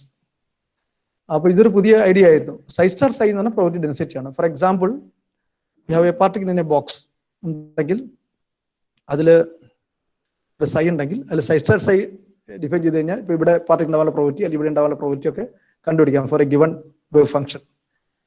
പിന്നെ ഇതിൽ നിന്ന് വരുന്നത് ഈ total probability psi star psi 1 ആയിരിക്കണം. അതുകൊണ്ട് നമ്മൾ ഇത് നോർമലൈസബിൾ ആണെന്ന് പറയണം. ഈ കണ്ടീഷൻസ് ഒക്കെ നമ്മൾ ക്വാണ്ടം മെക്കാനിക്സിൽ പോസ്റ്റേറ്റ്സ് ആയിട്ട് പറയും. ഇതുപോലെ ഓപ്പറേറ്റേഴ്സ് എന്ന് പറയുന്നത് ഹെർമിഷ്യൻ ഓപ്പറേറ്റേഴ്സ് ആയിരിക്കണം. ഓപ്പറേറ്റേഴ്സ് എല്ലാം ഹെർമിഷ്യൻ ആയിരിക്കണം. എല്ലാ ഓപ്പറേറ്റേഴ്സ് അല്ല, ഒബ്സർവറിനെ റെപ്രസെന്റ് ചെയ്യുന്ന ഓപ്പറേറ്റേഴ്സ് ഹെർമിഷ്യൻ ഓപ്പറേറ്റേഴ്സ് ആയിരിക്കണം. അതിന്റെ ഏജന്റ് വാല്യൂസ് ആണ് നമ്മുടെ ഒബ്സർവർ ക്വാണ്ടിറ്റീസ് ഒക്കെ നമ്മൾ പറയാറുണ്ട്. വേവ് മെക്കാനിക്സ് വെച്ചിട്ട് ഇങ്ങനെ ഒരു സംഗതി ഉണ്ടാക്കാം. So next matrix mechanics.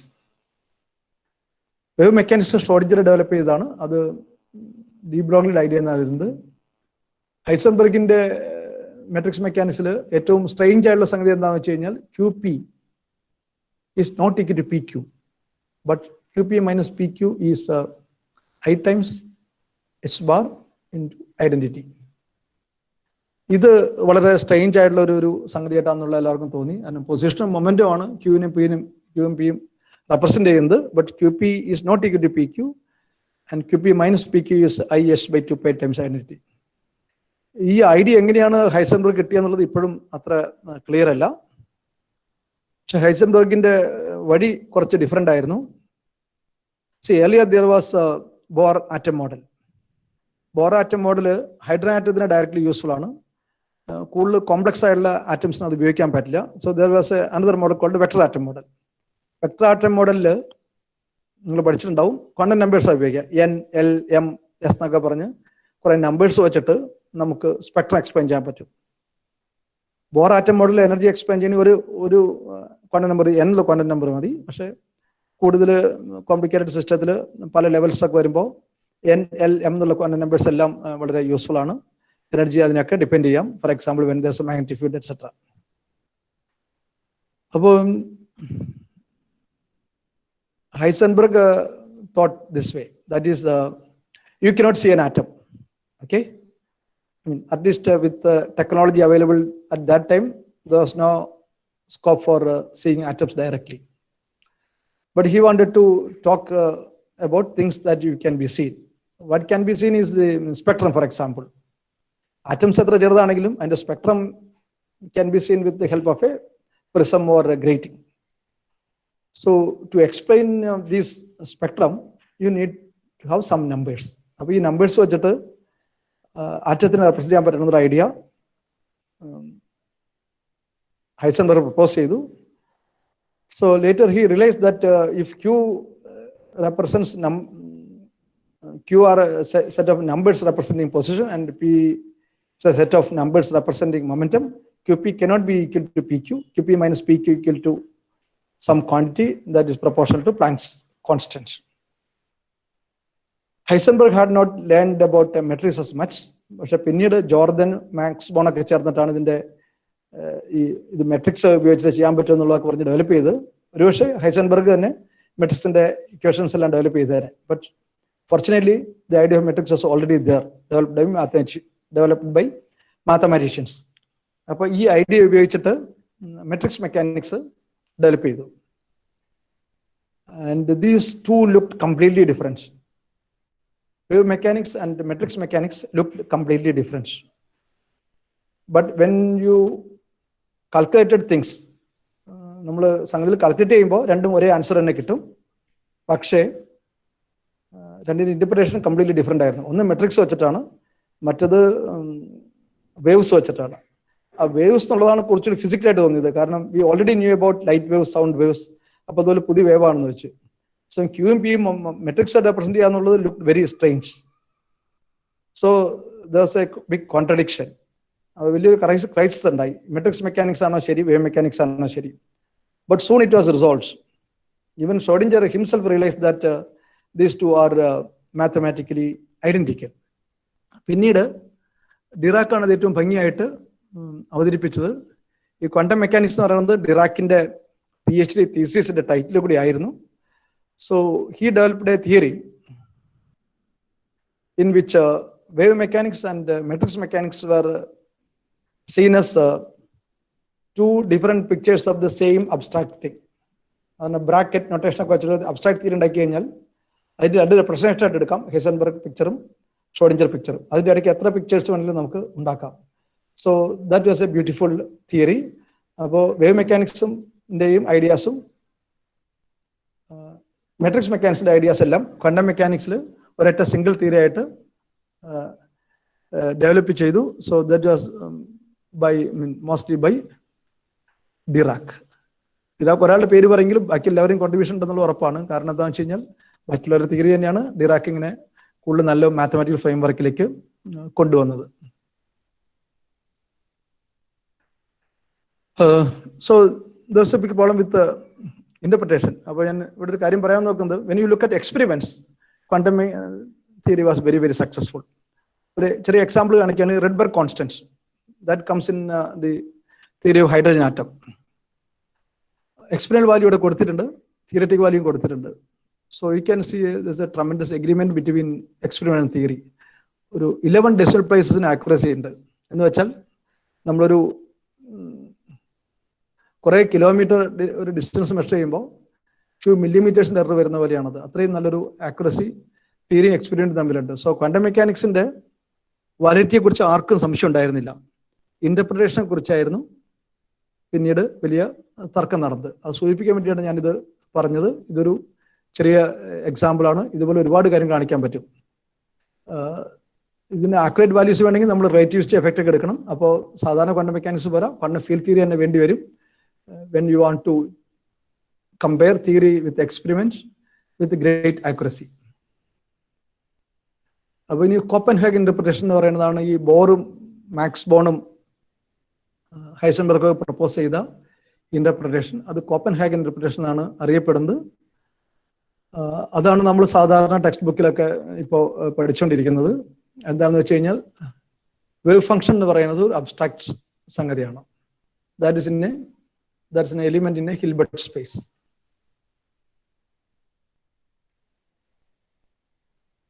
Hilbert space എന്ന് പറഞ്ഞാൽ വളരെ സിമ്പിൾ ആയിട്ടുള്ള ഒരു ഐഡിയ ആണ്.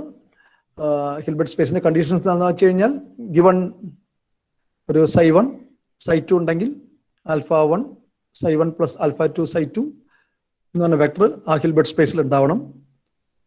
α1 α2 എന്ന് പറയുന്നത് കോംപ്ലക്സ് നമ്പേഴ്സ് ആവാം. അപ്പോൾ ഇതുണ്ടെങ്കിൽ ഇനി വെക്ടർ സ്പേസിന്റെ കണ്ടീഷൻസ് എല്ലാം ഇതിൽ നിന്ന് നമുക്ക് വരും. എന്തൊക്കെയാണ് വെക്ടർ സ്പേസിന്റെ കണ്ടീഷൻസ്? ഒരു അഡിറ്റീവ് ഗ്രൂപ്പ് ആയിരിക്കണം. അപ്പോൾ ഓരോന്ന് ഇൻവേഴ്സ് ആണ്. സൈക്ക് ഇൻവേഴ്സ് മൈനസ് സൈ ഉണ്ടാവും. സീറോ എന്ന് പറഞ്ഞാൽ സീറോ വെക്ടർ ആയിട്ട് എടുക്കാം. പിന്നെ എന്താണ്, അസോസിയേറ്റീവ് ആണ്. ഈ അഡീഷൻ അസോസിയേറ്റീവ് ആണ്. ഇൻവേഴ്സ് ഉണ്ടാവും. അപ്പോൾ കണ്ടീഷൻസ് അതായി. പിന്നെ ഈ സ്കാലർ മൾട്ടിപ്ലൈ വെച്ച് കോമ്പിനേഷൻസ് എടുക്കാൻ പറ്റണം. പിന്നെ വേണ്ടത് സൈ സ്റ്റാർ സൈ, ഈ സംഗതിയൊക്കെ ഡിഫൈൻഡ് ആയിരിക്കണം. ഇതൊരു ഫൈനൈറ്റ് നമ്പർ ആയിരിക്കണം. ഫൈനൈറ്റ് നമ്പർ ആണെങ്കിൽ നമുക്ക് അത് നോർമലൈസ് ചെയ്ത് 1 ആക്കാൻ പറ്റും. അപ്പൊ നോം ഡിഫൈൻ ചെയ്താണ്. പിന്നെ സ്കാലർ പ്രോഡക്റ്റ് ഡിഫൈൻ ചെയ്യാൻ പറ്റും. സൈ സ്റ്റാർ 5 ഡിഫൈൻ ചെയ്യാൻ പറ്റണം. ഈ കണ്ടീഷൻസ് ഒക്കെ ഉണ്ടെങ്കിൽ such space are called Hilbert space. അപ്പൊ ഹിൽബർട്ട് സ്പേസിലെ ഒരു വെക്ടറാണ് നമ്മുടെ സിസ്റ്റം എന്ന് പറയുന്നത്. ഒരു ഹൈഡ്രജൻ ആറ്റം എന്ന് പറയുമോ അല്ലെങ്കിൽ ഒരു സ്പിൻ എന്നൊക്കെ പറഞ്ഞു കഴിഞ്ഞാൽ അതൊരു പ്രോട്ടോൺ വെച്ചിട്ട് ഇലക്ട്രോൺ കറങ്ങുന്നതായിട്ടുള്ള പിക്ചർ മാറിയിട്ട് ഇതൊരു അബ്സ്ട്രാക്ട് ഹിൽബർട്ട് സ്പേസിലെ വെക്ടർ ആണെന്ന് നമ്മൾ എടുക്കേണ്ടി വരും. ഓക്കെ, അപ്പോൾ അത് പല റെപ്രസെന്റ് എടുക്കാം. അപ്പോൾ ഷ്രോഡിഞ്ചർ റെപ്രസെന്റേഷനിലാണെങ്കിൽ നമ്മൾ സൈ ഫംഗ്ഷൻ ഓഫ് എക്സ് എന്ന് എടുക്കും. എക്സിലുള്ള ഒരു ഫംഗ്ഷൻ ആയിട്ട് എടുക്കാം, കോംപ്ലക്സ് ഫംഗ്ഷൻ ആയിട്ട്. അത് വെച്ചിട്ട് സൈ സ്റ്റാർ സൈ എന്ന് പറയുന്നത് പ്രോബബിലിറ്റി ഡെൻസിറ്റി ആണെന്ന് വേണമെങ്കിൽ പറയാം. So if you make A measurement of its position measure ചെയ്ത് കഴിഞ്ഞാൽ ഒരു പാർട്ടിക്കുലർ ബോക്സ് പ്രോബ്ലം ആണെങ്കിൽ it can B anywhere in the box but with different probabilities. അപ്പോൾ നമ്മൾ ഐഡന്റിക്കൽ സിസ്റ്റംസ് ഒരു 100 ഉണ്ടെങ്കിൽ അത് 100 പൊസിഷൻ മെഷർ ചെയ്ത് കഴിഞ്ഞാൽ കിട്ടുന്ന ഒരേ വാല്യൂ ആയിരിക്കണം എന്നില്ല. That is completely statistical. അത് ഇൻഹറന്റ് ആയിട്ടുള്ള ഒരു അൺസർട്ടനിറ്റിയാണ്. അല്ലാതെ നമ്മൾ സാധാരണ പറയുന്ന തരത്തിലുള്ള ഇൻഡിറ്റർമിനൻസ് അല്ല. ഫോർ എക്സാമ്പിൾ, ഞാനൊരു കോയിൻ എടുത്ത് ടോസ് ചെയ്ത് കഴിഞ്ഞാൽ ഹെഡോ ടെയിലോ വരാം. പക്ഷേ that depends on what force you accept. ഏത് ഫോഴ്സ് അക്സെപ്റ്റ് ചെയ്യുന്നത്, എത്രത്തോളം ഫോഴ്സ് ഉണ്ട്, എത്രത്തോളം ഫ്രിക്ഷൻ ഉണ്ട്, അതെല്ലാം വെച്ചിട്ട് ഇൻ പ്രിൻസിപ്പിൾ ഹെഡോ അല്ലെങ്കിൽ ടെയിലോ ആയിട്ട് അതിനകത്ത് ഉണ്ടാവും നമ്മൾ കാണുന്നതിന് മുമ്പ് തന്നെ. പക്ഷെ ക്വാണ്ടം തിയറിയിൽ അങ്ങനെയല്ല. Before you make measurement it's A superposition thing. അപ്പോൾ മെഷർമെന്റിന്റെ സംഗതിയിലാണ് വലിയൊരു ഡിഫറൻസ് കോപ്പൻഹേഗൻ ഇന്റർപ്രിട്ടേഷൻ മറ്റ് ഇന്റർപ്രിട്ടേഷൻസ് ആയിട്ട് വരുന്നത്. ഓക്കെ, അതുപോലെ നമ്മൾ ഒരു എനർജി ലെവലിൽ നിന്ന് വേറെ എനർജി ലെവലിലേക്ക് മാറുമ്പോൾ അതിന്റെ ഇടയ്ക്ക് എന്ത് സംഭവിക്കുന്ന ക്വസ്റ്റ്യൻസ് ഒന്നും റിലവൻസ് ഇല്ല. You make A measurement, you will get either energies E1 or E2. അത് അതിനുമുമ്പ് ലീനിയർ സൂപ്പർപോസിഷനിലായിരുന്നു.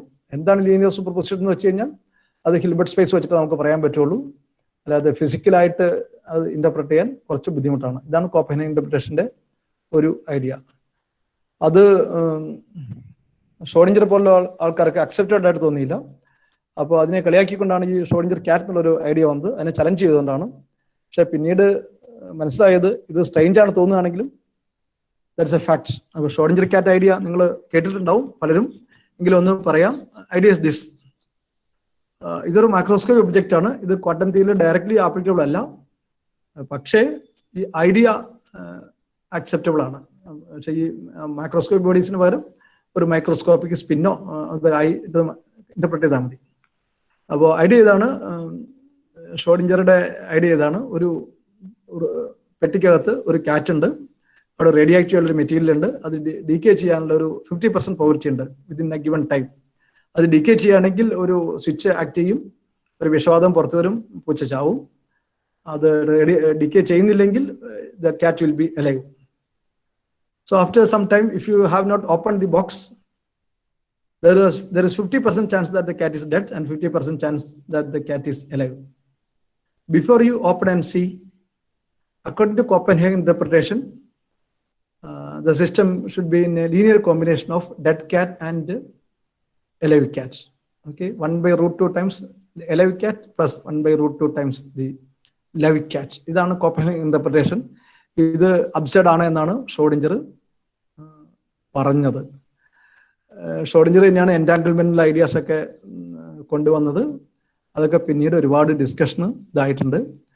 അപ്പോൾ ഈ ഷ്രോഡിഞ്ചർ ക്യാറ്റ് പോലുള്ള സംഗതി അന്ന് എക്സ്പെരിമെന്റ് ചെയ്ത് നോക്കാൻ പറ്റില്ലായിരുന്നു. പക്ഷെ ഇപ്പോ നമ്മൾ ഷ്രോഡിഞ്ചർ ക്യാറ്റ് വെച്ചിട്ടല്ലെങ്കിലും വേറെ സ്പിന്നൊക്കെ വെച്ചിട്ട് എക്സ്പെരിമെന്റ് ചെയ്ത് കഴിഞ്ഞാൽ മനസ്സിലാവുന്നത് it's A linear superposition. For example, ഈ ഡെഡ് എലൈവിന് പകരം സീറോസും വൺസും ആവാം, അല്ലെങ്കിൽ സ്പിൻ അപ്പും സ്പിൻ ഡൗണും ആകാം. So linear superpositions are possible എന്നല്ല, that is the main thing in quantum mechanics. Quantum മെക്കാനിക്സിൽ ഒഴിച്ചുവിടാൻ പറ്റുന്ന സംഗതിയാണ് ഇത്തരത്തിലുള്ള ലീനിയർ കോമ്പിനേഷൻസ്. സോ നമുക്കത് സ്ട്രെയിഞ്ച് ആയിട്ട് തോന്നും, but that's a fact, we have to accept it. Strange ആയിട്ട് തോന്നാൻ കാരണം നമ്മൾ ക്ലാസിക്കൽ മെക്കാനിക്സ് പഠിച്ചിട്ട് ഓൾറെഡി ബയാസ്ഡ് ആയിട്ടുള്ള ചില മെന്റൽ പിക്ചേഴ്സ് ഉള്ളതുകൊണ്ടാണ്. കാരണം ഒരു വസ്തു ഇതിന് ഡെഫിനറ്റ് ആയിട്ടൊരു സ്റ്റേറ്റ് ഉണ്ടാവണം, whether independent of whether we measure it or not. ഒരു ഐഡിയ നമ്മുടെ അടുത്ത് ഉണ്ട്, അത് ശരിയല്ല എന്നാണ് കോപ്പൻഹേഗൻ ഇന്റർപ്രിട്ടേഷൻ പറയുന്നത്. Let me go to next thing. EPR paradox ഇതുപോലെ വളരെ ഫേമസ് ആയിട്ടുള്ള ഒരു പാരഡോക്സ് ആണ്, by Einstein. E stands for Einstein, Podolsky and Rosen. അതൊരു ഒറിജിനൽ ഐഡിയയെക്കാളും നല്ലത് പിന്നീട് പലരും സിംപ്ലിഫൈ ചെയ്ത് ബോംബൊക്കെ പറഞ്ഞിട്ടുണ്ട്. So idea something like this. For example, ഒരു പയോൺ ഡിക്ക് ചെയ്ത് 2 ഫോട്ടോൺസ് ഉണ്ടാവണമെന്ന് വിചാരിക്കാം. Okay, 2 different polarization. അല്ലെങ്കിൽ consider a pair of particles, അതിന്റെ ടോട്ടൽ സ്പിൻ 0 ആണ്. 2 സ്പിൻ പാർട്ടിക്കിൾസ്, ടോട്ടൽ സ്പിൻ 0 ആണ്. ഇതിന്റെ അർത്ഥം എന്താണ്? ഒന്ന് സ്പിൻ അപ്പ് ആണെങ്കിൽ ഒന്ന് സ്പിൻ ഡൗൺ ആയിരിക്കണം, ഒന്ന് സ്പിൻ റൈറ്റ് ആണെങ്കിൽ മറ്റൊരു ലെഫ്റ്റ് ആയിരിക്കണം. ഇതെല്ലാം പോസിബിലിറ്റീസ് ആണ്. ഇങ്ങനെ വേണമെങ്കിൽ കൺസിഡർ ചെയ്യാം, അല്ലെങ്കിൽ ഇങ്ങനെ കൺസിഡർ ചെയ്യാം. So only thing is that you have spin 0 set, 2 particles, and 1 is taken to somewhere. ഇത് നമ്മൾ സാധാരണ ആലീസ് എന്ന് പറഞ്ഞ ആളുടെ അടുത്തേക്ക് പോകുന്നു, അടുത്ത പാർട്ടിക്കിൾ ബോബിന്റെ അടുത്തേക്ക് പോകുന്നു. Okay, and these are far separated. 2 സ്ഥലത്തുള്ള 2 പേർക്കായിട്ട് ഈ പാർട്ടിക്കിൾസ് ചെല്ലുന്നു. 2ന്റെയും ടോട്ടൽ സ്പിന്ന് 0 ആണ്. അപ്പോൾ ഇത് അപ്പ് ആണെങ്കിൽ ഇത് ഡൗൺ ആയിരിക്കും, ഇത് ഡൗൺ ആണെങ്കിൽ ഇത് അപ്പ് ആയിരിക്കും. And assume that they are far separated, വലിയൊരു ഡിസ്റ്റൻസ് ആണെന്ന് കരുതുക. And Alice makes a measurement. ആലീസിന്റെ സ്പിൻ അപ്പ് എന്ന് കിട്ടിക്കഴിഞ്ഞാൽ അതേ ഇൻസ്റ്റന്റിൽ ബോബിന്റെ സ്പിൻ ഡൗൺ ആവും. ആലീസിന് റൈറ്റോ ലെഫ്റ്റോ എന്ന് മെഷർ ചെയ്യുകയാണെങ്കിൽ Alice has a chance that she gets its right spin. അപ്പോൾ ബോബിന് അത് ലെഫ്റ്റ് ആയിട്ട് കിട്ടും. അങ്ങനെ ടോട്ടൽ സ്പിൻ 0 ആയിരിക്കണം. അപ്പോൾ ആലീസ് മെഷർ ചെയ്യുന്ന ആ ഇൻസ്റ്റന്റിൽ the wave function collapses for Bob, and Bob gets the opposite of what Alice gets. ഇത് വളരെ സ്ട്രെയിഞ്ച് ആയിട്ട് ഐൻസ്റ്റൈനും പൊഡോൾസ്കിക്കും റോസനും തോന്നി. And they said this a paradox, and it appear to violate principle of relativity. കാരണം ആലീസർ മെഷർമെന്റ് നടക്കുന്ന അതേ ഇൻസ്റ്റന്റിൽ ബോബിന്റെ സിസ്റ്റം ഒരു പർട്ടിക്കുലർ സ്റ്റേറ്റിലേക്ക് മാറുന്നുണ്ട്. ഇത് 1934 പ്രപ്പോസ് ചെയ്തത്. There were lot of discussions on that. പക്ഷെ ഐൻസ്റ്റൈൻ ജീവിച്ചിരിക്കുന്നിടത്തോളം കാലം ഇത് റിസോൾവ് ചെയ്യാൻ പറ്റിയില്ല. ഐൻസ്റ്റൈൻ ജീവിച്ചിരുന്ന മുഴുവൻ കാലവും ക്വാണ്ടം മെക്കാനിക്സ് ഇൻകംപ്ലീറ്റ് ആണെന്ന് വിചാരിച്ചിരുന്നത്. അപ്പോൾ ഐൻസ്റ്റൈൻ പറഞ്ഞിരുന്നത് ഇത് സ്പിൻ അപ്പ് ആണോ ഡൗൺ ആണോ എന്നുള്ളതൊക്കെ ഉള്ളത് ഓൾറെഡി ഡിസൈഡഡ് ആണ്. നമ്മൾ കാണാത്ത ചില വേരിയബിൾസ് അതിനകത്തുണ്ട്, അതിന് ഹിഡൻ വേരിയബിൾസ് ആണ് വിളിച്ചിരുന്നത്. പക്ഷെ ക്വാണ്ടം മെക്കാനിക്സിന്റെ കോപ്പൻ ഇന്റർപ്രിറ്റേഷൻ ആൾക്കാർ പറഞ്ഞു അങ്ങനെ ഹിഡൻ വേരിയബിൾസ് ഒന്നുമില്ല, ഇത് ക്വാണ്ടം മെക്കാനിക്സിന്റെ ബേസിക് നേച്ചർ ആണെന്നുള്ളതാണ്. പിന്നീട് ബെൽ എന്ന് പറയുന്ന സയന്റിസ്റ്റ്, ബെല്ല് ഒരു ഇൻഇക്വാലിറ്റി ഡിറൈവ് ചെയ്തെടുത്തു. അതിപ്പോൾ നമുക്ക് ഒരു 1 hour ക്ലാസ്സിൽ പഠിക്കാവുന്നതേ ഉള്ളൂ. പക്ഷെ ആ സമയത്ത് അത് വലിയ ഷോക്കിംഗ് സംഭവമായിരുന്നു. അല്ല, ആ സമയത്തല്ല, പിന്നീട് എക്സ്പെരിമെന്റ് നടന്നപ്പോഴാണ് അത് ഇതായത്. ബെല്ല് ചെയ്തതെന്ന് വെച്ച് കഴിഞ്ഞാൽ ഐൻസ്റ്റൈൻ ചെയ്തപോലെ ചില അസംഷൻസ് എടുക്കുക. ഒന്ന് ലൊക്കാലിറ്റി പ്രിൻസിപ്പിൾ, പിന്നെ റിയാലിറ്റി. അതായത് നമ്മൾ ക്ലാസിക്കൽ മെക്കാനിക്സ് പഠിച്ചു കഴിയുമ്പോൾ വളരെ ബേസിക് ഐഡിയാസ് ആണെന്ന് വിചാരിക്കണ 2 ഐഡിയാസ് എടുക്കുക. റിയാലിറ്റി എന്ന് അവിടെ ഉദ്ദേശിക്കുന്നത് നമ്മളൊരു ബോഡിക്ക് before we make A measurement അതിന് ഓൾറെഡി ഒരു ഡെഫിനറ്റ് ആയിട്ടുള്ള സ്റ്റേറ്റ് ഉണ്ട്. ഇപ്പോൾ സ്പിൻ ആവാം അല്ലെങ്കിൽ പൊസിഷൻ ആവാം. അത് നമ്മൾ മെഷർ ചെയ്യുമ്പോൾ അത് റിവീൽ ചെയ്യപ്പെടുന്നു മാത്രമേ ഉള്ളൂ. പക്ഷെ അതിനുമ്പേ തന്നെ അതിനൊരു സംഗതി ഉണ്ട്. അതാണ് റിയാലിറ്റി പ്രിൻസിപ്പിൾ എന്ന് പറഞ്ഞാൽ. ലൊക്കാലിറ്റി പ്രിൻസിപ്പിൾ എന്ന് പറയുന്നത് ബേസിക്കലി നമ്മുടെ റിലേറ്റീവ്ലി പറയുന്നത് തന്നെയാണ്. ഒരു കോസും എഫക്റ്റും തമ്മിൽ ഒരു സെപ്പറേഷൻ ഉണ്ടാവണം എന്ന് വെച്ചാൽ ഉദ്ദേശിച്ച് കോസിന് മുമ്പായിട്ട് ഇതുണ്ടാവാൻ പറ്റില്ല. അല്ലെങ്കിൽ ഇപ്പൊ നിങ്ങൾക്കറിയാം, സണ്ണ് പെട്ടെന്ന് ഡിസപ്പിയർ ചെയ്തെന്ന് വിചാരിക്കുക. ഡിസപ്പിയർ ചെയ്യില്ല, ഇങ്ങനെ വിചാരിക്കുക. സണ്ണിനെ ഓഫ് ചെയ്ത് കഴിഞ്ഞാൽ നമ്മളത് അറിയാൻ പോണത് ഒരു 8 മിനിറ്റ് കഴിഞ്ഞിട്ടായിരിക്കും. കാരണം സണ്ണിൽ നിന്ന് ലൈറ്റ് വരാൻ വേണ്ടി 8 മിനിറ്റ് എടുക്കണം. ലൈറ്റ് അല്ല, റിലേറ്റിവിറ്റി അനുസരിച്ച് എന്തൊരു സംഗതിയും ഏതൊരു സിഗ്നലും സണ്ണിൽ നിന്ന് ഇവിടെ എത്തണമെങ്കിൽ മിനിമം 8 മിനിറ്റ് എടുക്കും. അപ്പൊ അതിനുമുമ്പ് ഇവിടെ ഒരു സംഭവം ഉണ്ടാകാൻ പാടില്ല. സൺ അവിടെ എന്താ പറയുക, സണ്ണിനൊരു എന്തെങ്കിലും സംഭവിച്ചു കഴിഞ്ഞാൽ എത്ര എഫക്റ്റ് ഉണ്ടാകാൻ പാടില്ല വിതിൻ 8 മിനിറ്റ്. അതൊരു ലൊക്കാലിറ്റി പ്രിൻസിപ്പിൾ ആയിട്ട് വേണമെങ്കിൽ പറയാം, റിലേറ്റിവിറ്റി വരുന്നതാണ്. ഈ 2 പ്രിൻസിപ്പിൾസ് ഉണ്ടെങ്കിൽ ഒരു ഇൻഇക്വാലിറ്റി ഡിറൈവ് എടുക്കാൻ പറ്റും. ഓക്കെ, പ്രോബബിലിറ്റീസ് വെച്ചിട്ട് some probabilities is greater than something else. പക്ഷെ ക്വാണ്ടം മെക്കാനിക്സ് അനുസരിച്ചിട്ടാണെങ്കിൽ ഇൻഇക്വാലിറ്റി വയലേറ്റ് ചെയ്യണം. അപ്പോൾ നമ്മൾ ബേസിക് പ്രിൻസിപ്പിൾസിന് ചില ഐഡിയ വെച്ചിട്ട് ഒരു ഇൻഇക്വാലിറ്റി ഡിറൈവ് ചെയ്യാം. പക്ഷെ ക്വാണ്ടം മെക്കാനിക്സ് ആ ഇൻഇക്വാലിറ്റിയെ വയലേറ്റ് ചെയ്യും. ഈ 1964 എന്ന് പറയുമ്പോഴേക്കും ആൽബർട്ട് ഐൻസ്റ്റൈൻ ഒക്കെ മരിച്ചു കഴിഞ്ഞു. ആൽബർട്ട് ഐൻസ്റ്റൈൻ 1955 മരിച്ചു. ഈ ബെൽസ് ഇൻഇക്വാലിറ്റി പ്രപ്പോസ് ചെയ്യുന്ന സമയത്തും ഇത് എക്സ്പെരിമെന്റായിട്ട് ചെക്ക് ചെയ്യാൻ പറ്റുന്ന ഉറപ്പൊന്നും ഉണ്ടായിരുന്നില്ല. പക്ഷെ 1980 to 82 പീരീഡിൽ ആസ്പെക്ട് എന്ന് പറയുന്ന സയന്റിസ്റ്റും അയാളുടെ ശിഷ്യന്മാരെ കൂടിയിട്ട് സെറ്റ് ഓഫ് എക്സ്പെരിമെന്റ്സ് ചെയ്തിട്ട് ഡെമോൺസ്ട്രേറ്റ് ചെയ്തു. എന്താ ഡെമോൺസ്ട്രേറ്റ് ചെയ്തത്? Bell's inequality is violated. So Aspect കാണിച്ചത് violation of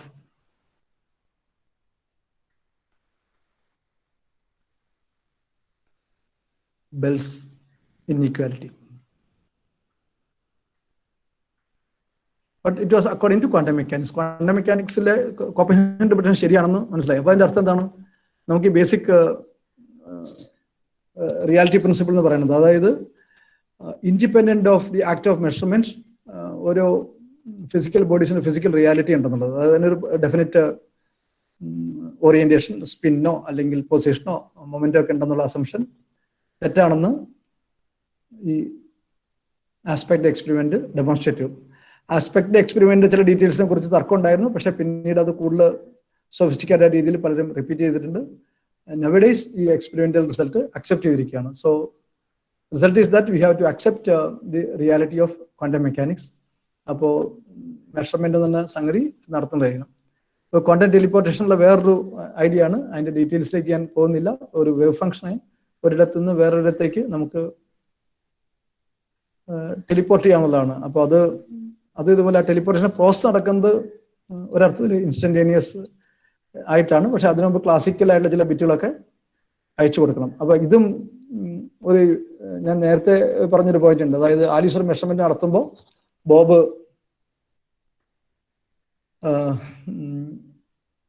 ബോബിന്റെ wave function collapse ചെയ്യുന്നു ഇൻസ്റ്റന്റേനിയസ്ലി. അതുപോലൊരു സംഗതിയാണ് ഈ ക്വാണ്ടം ടെലിപ്പോറേഷനിൽ വരുന്ന ഒരു വേവ് ഫംഗ്ഷൻ ഒരിടത്തും വേറൊരിടത്തേക്ക് അയക്കാൻ പറ്റും. അപ്പോഴും അത് റിലേറ്റിവിറ്റി പ്രിൻസിപ്പിൾ വയലേറ്റ് ചെയ്യുന്ന ധരിച്ചിരുന്നു. പക്ഷെ അത് ഡീറ്റെയിൽസ് വർക്ക്ഔട്ട് ചെയ്യുമ്പോൾ ഡസൻ വയലേറ്റ്, ബിക്കോസ് ഈ പ്രോസസ്സിലെല്ലാം ഒരു ക്ലാസിക്കൽ ഇൻഫർമേഷൻ അയക്കേണ്ടി വരും. Classical information cannot be send faster than speed of light. Quantum teleportation details ഞാൻ പോകുന്നില്ല. അപ്പോൾ ഇനി ഞാൻ ജസ്റ്റ് പറയാൻ പോകുന്നത് ക്വാണ്ടം മെക്കാനിക്സ് ഇനിയും അൺആൻസർഡ് ആയിട്ടുള്ള ക്വസ്റ്റ്യൻസ് ഉണ്ട്. ഇന്റർപ്രിട്ടേഷന് ഇനി ഒരുപാട് സ്കോപ്പ് ഉണ്ട്. ഫോർ എക്സാമ്പിൾ നമുക്കിപ്പോൾ ഗ്രാവിറ്റിയും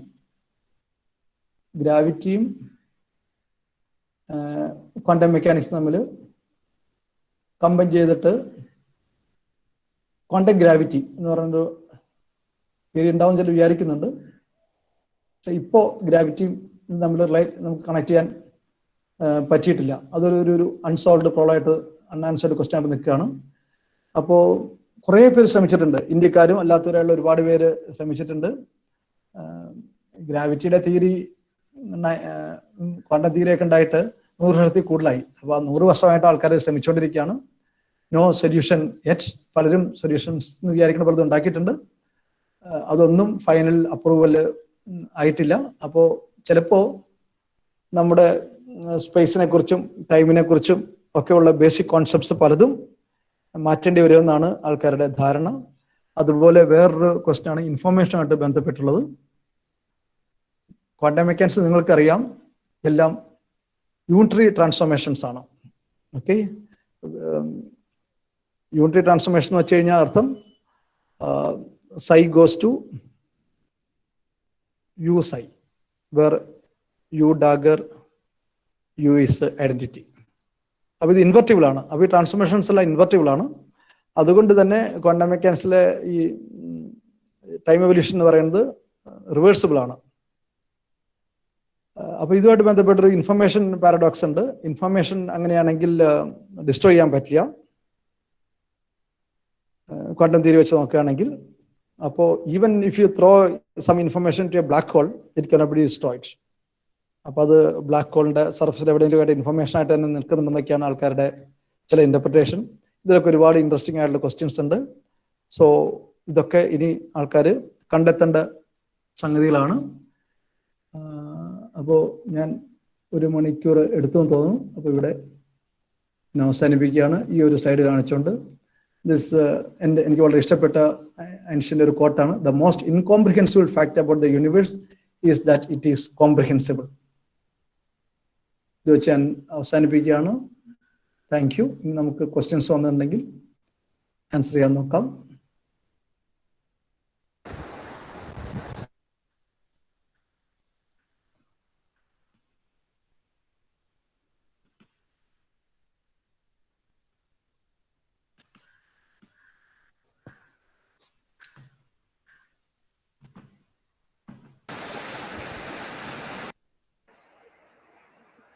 ഓക്കെ, താങ്ക് യു സർ. എന്തെങ്കിലും സംശയങ്ങൾ ചോദിക്കാനുണ്ടെങ്കിൽ നിങ്ങൾക്ക് ചോദിക്കാം. ചാറ്റ് ബോക്സിൽ നിങ്ങൾക്ക് ക്വസ്റ്റ്യൻസ് ഇടാം. സോ ഒരു ക്വസ്റ്റ്യൻ വന്നിട്ടുണ്ട്. ഒരു സെക്കൻഡ് ഹോൾഡ് ചെയ്യട്ടോ.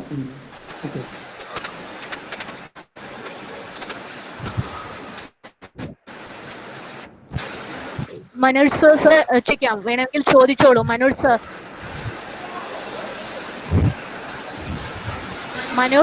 മനോജ് സർ. സാറിന്റെ ക്വസ്റ്റ്യൻ ഇതാണ്. In Schrödinger equation we have no non-linear terms of psi, but if we consider many particle system, how can we account for interaction between particles?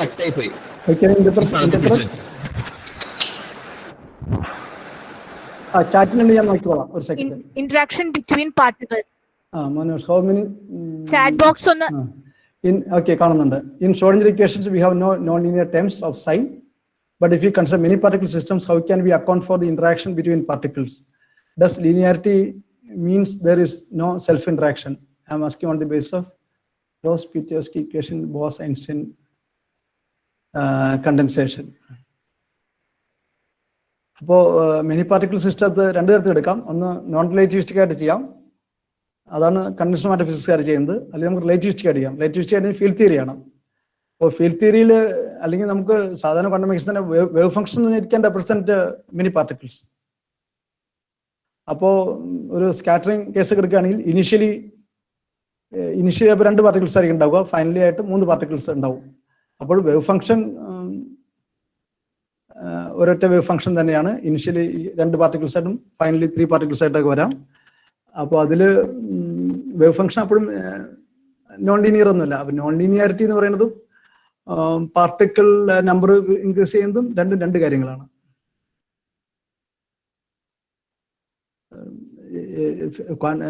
Wave function എപ്പോഴും എന്താ പറയുക linear ആണ്. Field തിയറിയിൽ interaction terms non linear ഉണ്ടാവും. അപ്പോൾ കുറച്ച് complex potential ഉണ്ടാവുന്നതാണ് എൻ്റെ അർത്ഥം. 2 പാർട്ടിക്കിൾ പൊട്ടൻഷ്യൽ, 2 പാർട്ടിക്കിൾ 3 പാർട്ടിക്കിളൊക്കെ ഇൻവോൾവ് ആയുള്ള പൊട്ടൻഷ്യൽസ് ഉണ്ടാവാം. Okay thanks sir. സർ വേറൊരു ക്വസ്റ്റ്യൻ വന്നിരിക്കുന്നത് ഒരു സാന്ദ്ര എന്നുള്ള കുട്ടിയെ ചോദിച്ചിരിക്കുന്നത്, sir what do you mean by information? അതിനെ കുറിച്ച് എന്നിട്ട് വീണ്ടും ചോദിക്കുന്നുണ്ട്, sir you said that information is thrown into a black hole can be retrieved. What exactly is mean by this information എന്നാണ് ചോദിച്ചിട്ടുള്ളത്. ഓക്കെ, ഇൻഫർമേഷൻ എന്ന് പറയുന്നത് ഞാൻ ഉദ്ദേശിക്കുന്നത് ക്ലാസിക്കൽ ആയിട്ടുള്ള ഇൻഫർമേഷൻ തന്നെയാണ്. ഫോർ എക്സാമ്പിൾ, നമ്മളിപ്പോൾ സാധാരണ കമ്പ്യൂട്ടേഷൻ ഫിസിക്സിലൊക്കെ ആണെങ്കിൽ സീറോസും വൺസും ആയിട്ട് വേണമെങ്കിൽ ഇൻഫർമേഷൻ റെപ്രസെന്റ് ചെയ്യാം.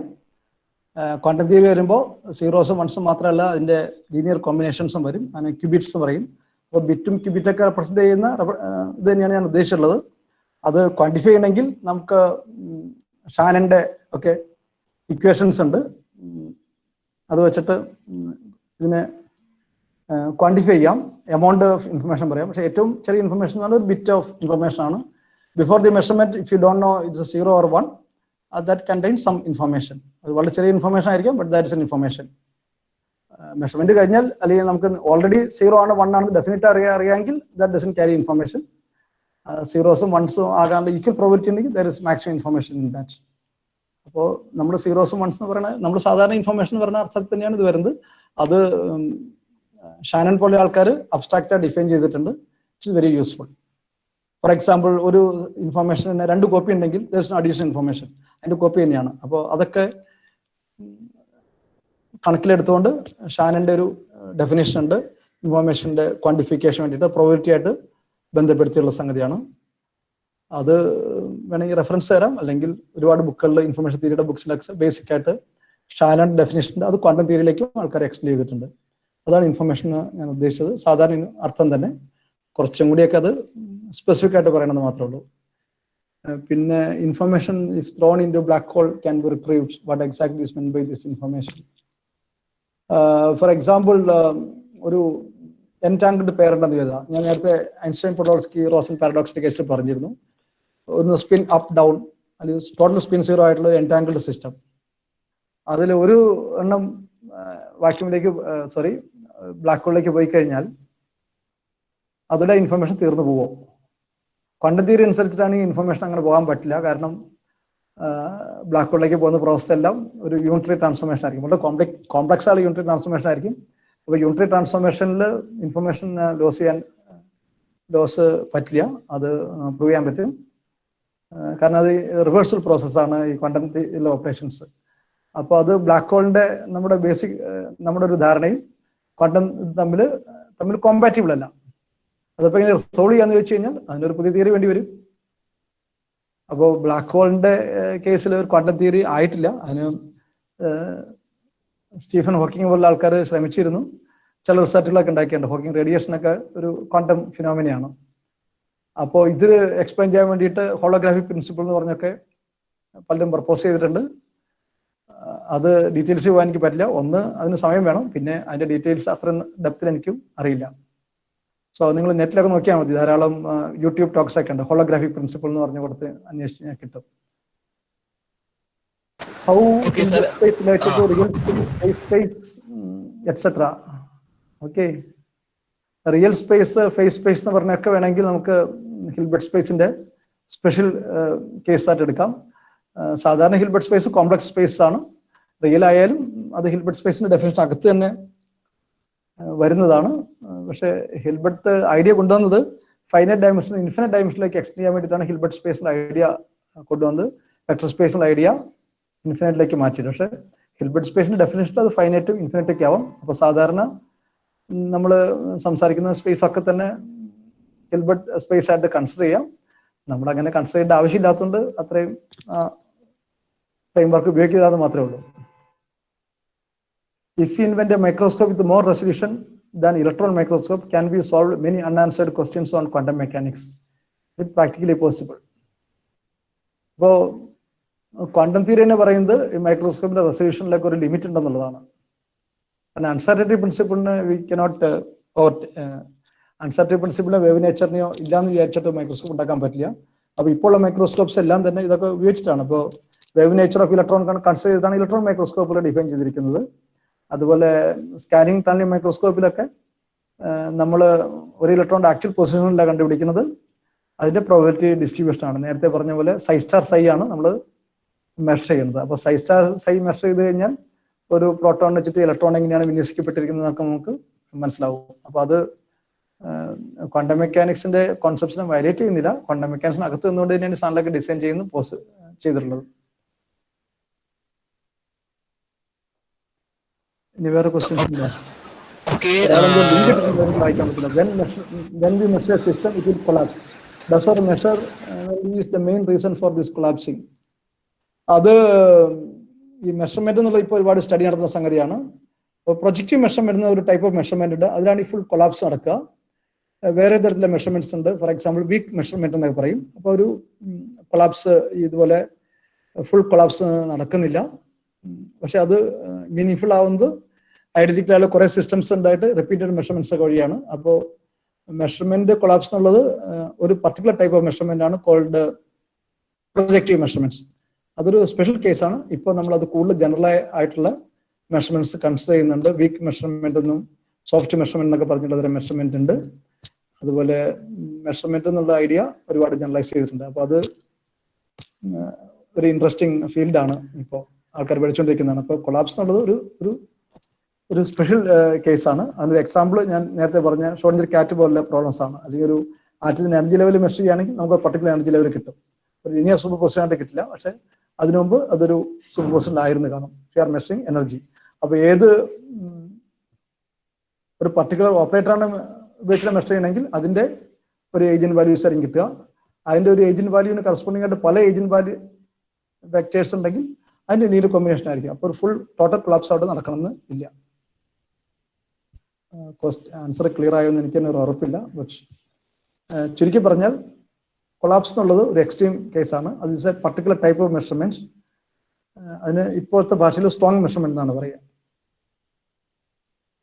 വീക്ക് മെഷർമെന്റിന് വേറെ തരം മെഷർമെന്റ്സും പോസിബിൾ ആണ്. ഹലോ സാർ,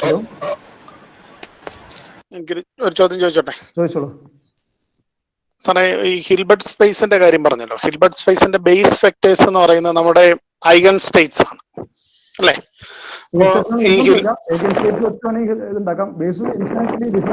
പോസിബിൾ ആണ്.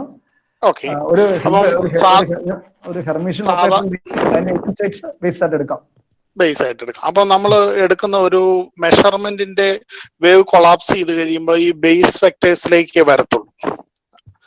അതായത് ചുരുക്കി പറഞ്ഞാൽ ഒരു ആർബിട്രറി വെക്ടറിന്റെ ഏതെങ്കിലും ഒരു ഡയറക്ഷനിലുള്ള റിസോൾവ്ഡ് കോമ്പണന്റ് ആണ് നമ്മുടെ ഒബ്സർവേഷൻ തരുന്നത്. അങ്ങനെയാണെങ്കിൽ നമുക്ക് ഇതല്ലാതെ വേറൊരു ആർബിട്രറി ആയിട്ടുള്ള രണ്ടാമത് വേറൊരു ഡയറക്ഷനിലുള്ള ഒരു വെക്ടറിലേക്ക് അതിന്റെ പ്രൊജക്ഷൻ എടുത്താൽ അതും ഒരു മെഷർമെന്റ് അല്ലേ? അങ്ങനെ ഒരു പോസിബിലിറ്റി ഉണ്ടോ? അവസാനം പറഞ്ഞ എനിക്ക് വ്യക്തമായില്ല. നമ്മളിപ്പോ ഒരു വെക്ടർ എടുക്കുന്നു. ആ വെക്ടറിനെ XYZ കമ്പോണന്റിലേക്ക് റിസോൾവ് ചെയ്യുന്നത് പോലെയാണ് നമ്മുടെ ഈ മെഷർമെന്റ് എന്ന് പറയുന്നത്. അതിന് പകരം നമ്മൾ ആർ പ്രൈം എന്ന് പറയുന്ന മറ്റൊരു ഡയറക്ഷൻ എടുത്തിട്ട് അതിലേക്ക് ഒരു റിസോൾവിങ് പോസിബിൾ ആണ് വെക്ടർ സ്പേസിൽ. അതുപോലെ നമുക്കൊരു മെഷർമെന്റ് ഇവിടെ പോസിബിൾ ആണ്. അതെ, ഫോർ എക്സാമ്പിൾ നിങ്ങൾ ഇത് പഠിച്ചല്ലേ, നമ്മുടെ സ്പിൻ സിസ്റ്റത്തിന് വേണ്ടിയിട്ട് നമ്മളൊരു സ്റ്റേൺ ഗർലാക്ക് എന്നാണോ ഗർലാഷ് എന്നാണെന്ന് എനിക്കറിയില്ല. എങ്കിലും SG അപ്പാരൻസ് ഞാൻ ചുരുക്കി പറയാം. അതില് നമ്മളത് എങ്ങനെ ഓറിയന്റ് ചെയ്തെന്ന് വെച്ചിരിക്കും. ഇപ്പൊ നമുക്ക് അത് വേണമെങ്കിൽ ഒരു Z ഡയറക്ഷനിൽ ഓറിയന്റ് ചെയ്യാം, അല്ലെങ്കിൽ ഒരു 10 ഡിഗ്രി 20 ഡിഗ്രി തിരിച്ചിട്ട് വെക്കാം. അതുപോലെ മാഗ്നറ്റിക് ഫീൽഡിന്റെ ഡയറക്ഷൻ അനുസരിച്ച് നമുക്ക് എങ്ങനെ വേണമെങ്കിലും മെഷർ ചെയ്യാം. അപ്പൊ ആ മെഷർമെന്റിലേക്ക് കിട്ടുന്നത് എപ്പോഴും ഈ പ്ലസ് ആൻഡ് മൈനസ് ഹാഫ് തന്നെ ആയിരിക്കുമോ എന്നുള്ളതാണ്. അപ്പൊ അതിൽ വീക്ക് മെഷർമെന്റ് എന്ന് വേറെ സംഗതിയുണ്ട്. അതിനകത്ത് സ്ട്രോങ് മാഗ്നറ്റിക് ആയിരിക്കില്ല. അപ്പൊ നമുക്ക് ഫസ്റ്റ് ആയിട്ടുള്ള ആൻസർ ആയിരിക്കും കിട്ടുക. എന്ന് വെച്ച് കഴിഞ്ഞാൽ ഒരു ഡെഫിനറ്റ് ആൻസർ അല്ല കിട്ടുക. നമ്മൾ ഒരു ഔട്ട് ഓഫ് ഫോക്കസ് വെച്ചിട്ട് ഫോട്ടോ എടുത്ത പോലെയൊക്കെ ഉള്ള ഒരു ഇത് വേണ്ടി പറയാം. അപ്പോൾ ഡെഫിനറ്റ് ആൻസർ കിട്ടില്ല, പക്ഷെ നമുക്ക് റിപ്പീറ്റഡ് മെഷർമെന്റ് വഴിയിട്ട് അത് വെച്ചിട്ട് ക്വാണ്ടിറ്റീസ് കണ്ടുപിടിക്കാൻ പറ്റും. അപ്പൊ അതൊരു വേറൊരു സംഗതിയാണ്. വീക്ക് മെഷർമെന്റിനെ കുറിച്ച് വേണമെങ്കിൽ ഒരു ക്ലാസ് വേറെ എടുക്കേണ്ടി വരും. ഓക്കെ, സമയം തീരാറായപ്പോൾ ഇനിയിപ്പോ ഒരു ചോദ്യത്തിലൂടെ ആൻസർ ചെയ്തിട്ട് നമുക്ക് ഇത് നിർത്താമായിരിക്കുന്നു. അപ്പൊ ഒരു ചോദ്യം കൂടി ഉണ്ട് sir. How relative theory contradicts quantum mechanics. ഈ ഒരു ചോദ്യത്തിലൂടെ ആൻസർ പറഞ്ഞിട്ട് നമുക്കിത് സെഷൻ വൈൻഡപ്പ് ചെയ്യാന്ന് വിചാരിക്കുന്നു. മേഘ കാരണവർ എന്നുള്ള കുട്ടിയാണ് ചോദിച്ചിരിക്കുന്നത്. How relativity contradicts quantum mechanics, അല്ലേ? Relativity theory, yeah. Special theory relativity എടുക്കുകയാണെങ്കിൽ ഇപ്പൊ ഷ്രോഡിഞ്ചർ ഇക്വേഷൻ എഴുതുക.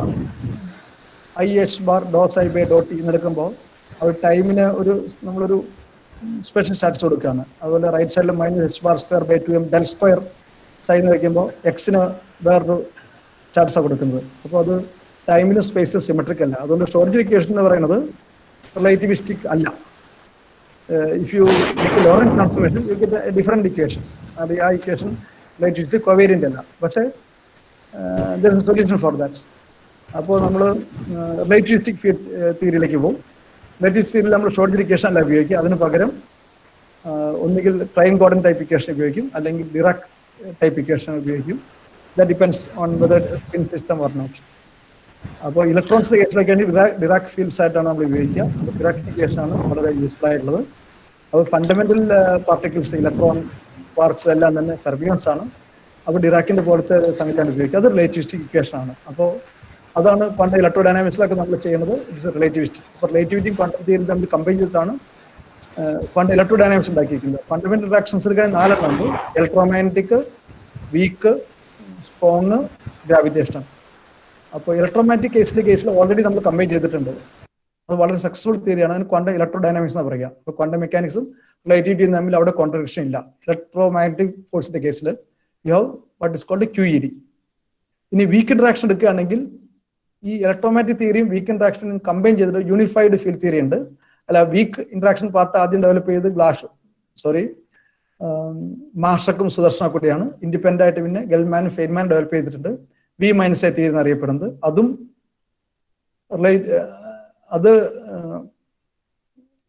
അതിന്റെ ഫീൽഡ് തിയറിയാണ് നമ്മൾ ഇലക്ട്രോ വീക്ക് ഫീൽഡ് തിയറി എന്ന് അറിയപ്പെടുന്നത്. അപ്പോൾ 2 ഇന്ററാക്ഷനായി. ഇനി സ്ട്രോങ് ഇന്ററാക്ഷന്റെ കേസിൽ we have what is called QCD, quantum chromodynamics. അതിൽ നമ്മൾ റിലേറ്റിവിറ്റിയും അതുപോലെ സ്ട്രോങ്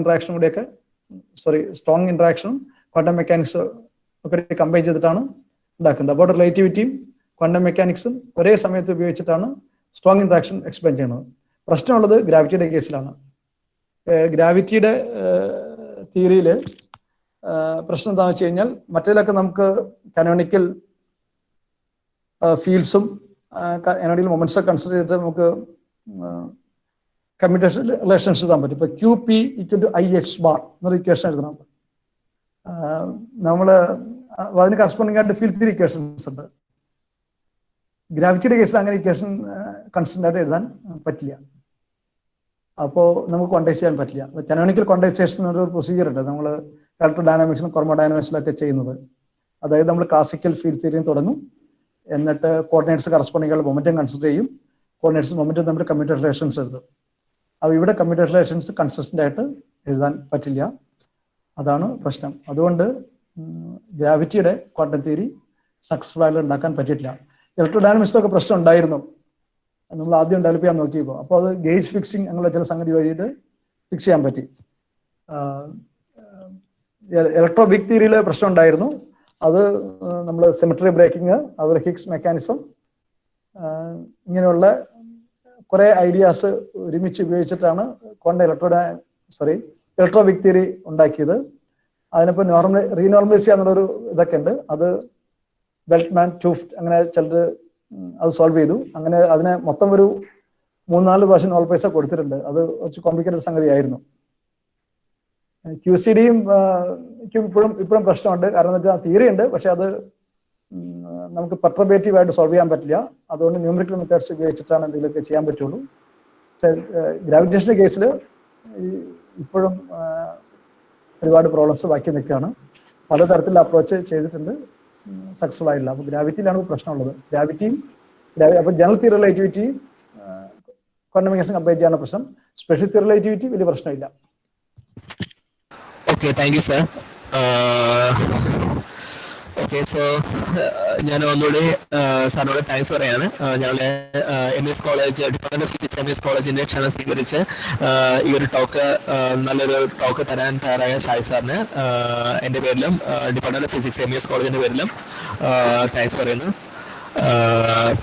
പാർട്ടിസിപ്പൻസിനോട് എനിക്ക് പറയാനുള്ളത്, ഞങ്ങൾ ഇവിടെ ചാറ്റ് ബോക്സിൽ ഒരു ഫീഡ്ബാക്ക് ഫോം ഇട്ടിട്ടുണ്ട്. അപ്പോൾ നിങ്ങൾ ആ ഫീഡ്ബാക്ക് ഫോം കൂടി ഫിൽ ചെയ്യണം. എങ്കിൽ മാത്രം അതിനനുസരിച്ചുള്ള സർട്ടിഫിക്കറ്റ് നിങ്ങൾ എന്താ പറയുക സർട്ടിഫിക്കറ്റ് ഇഷ്യൂ ചെയ്യുമ്പോൾ കറക്റ്റ് ആയിട്ടുള്ള പേര് ഫീഡ്ബാക്ക് ഫോമിൽ എഴുതുക. അപ്പോൾ അതിനനുസരിച്ച് ബേസ് ചെയ്തിട്ടായിരിക്കും ഞങ്ങൾ സർട്ടിഫിക്കറ്റ് ഇഷ്യൂ ചെയ്യുന്നത്.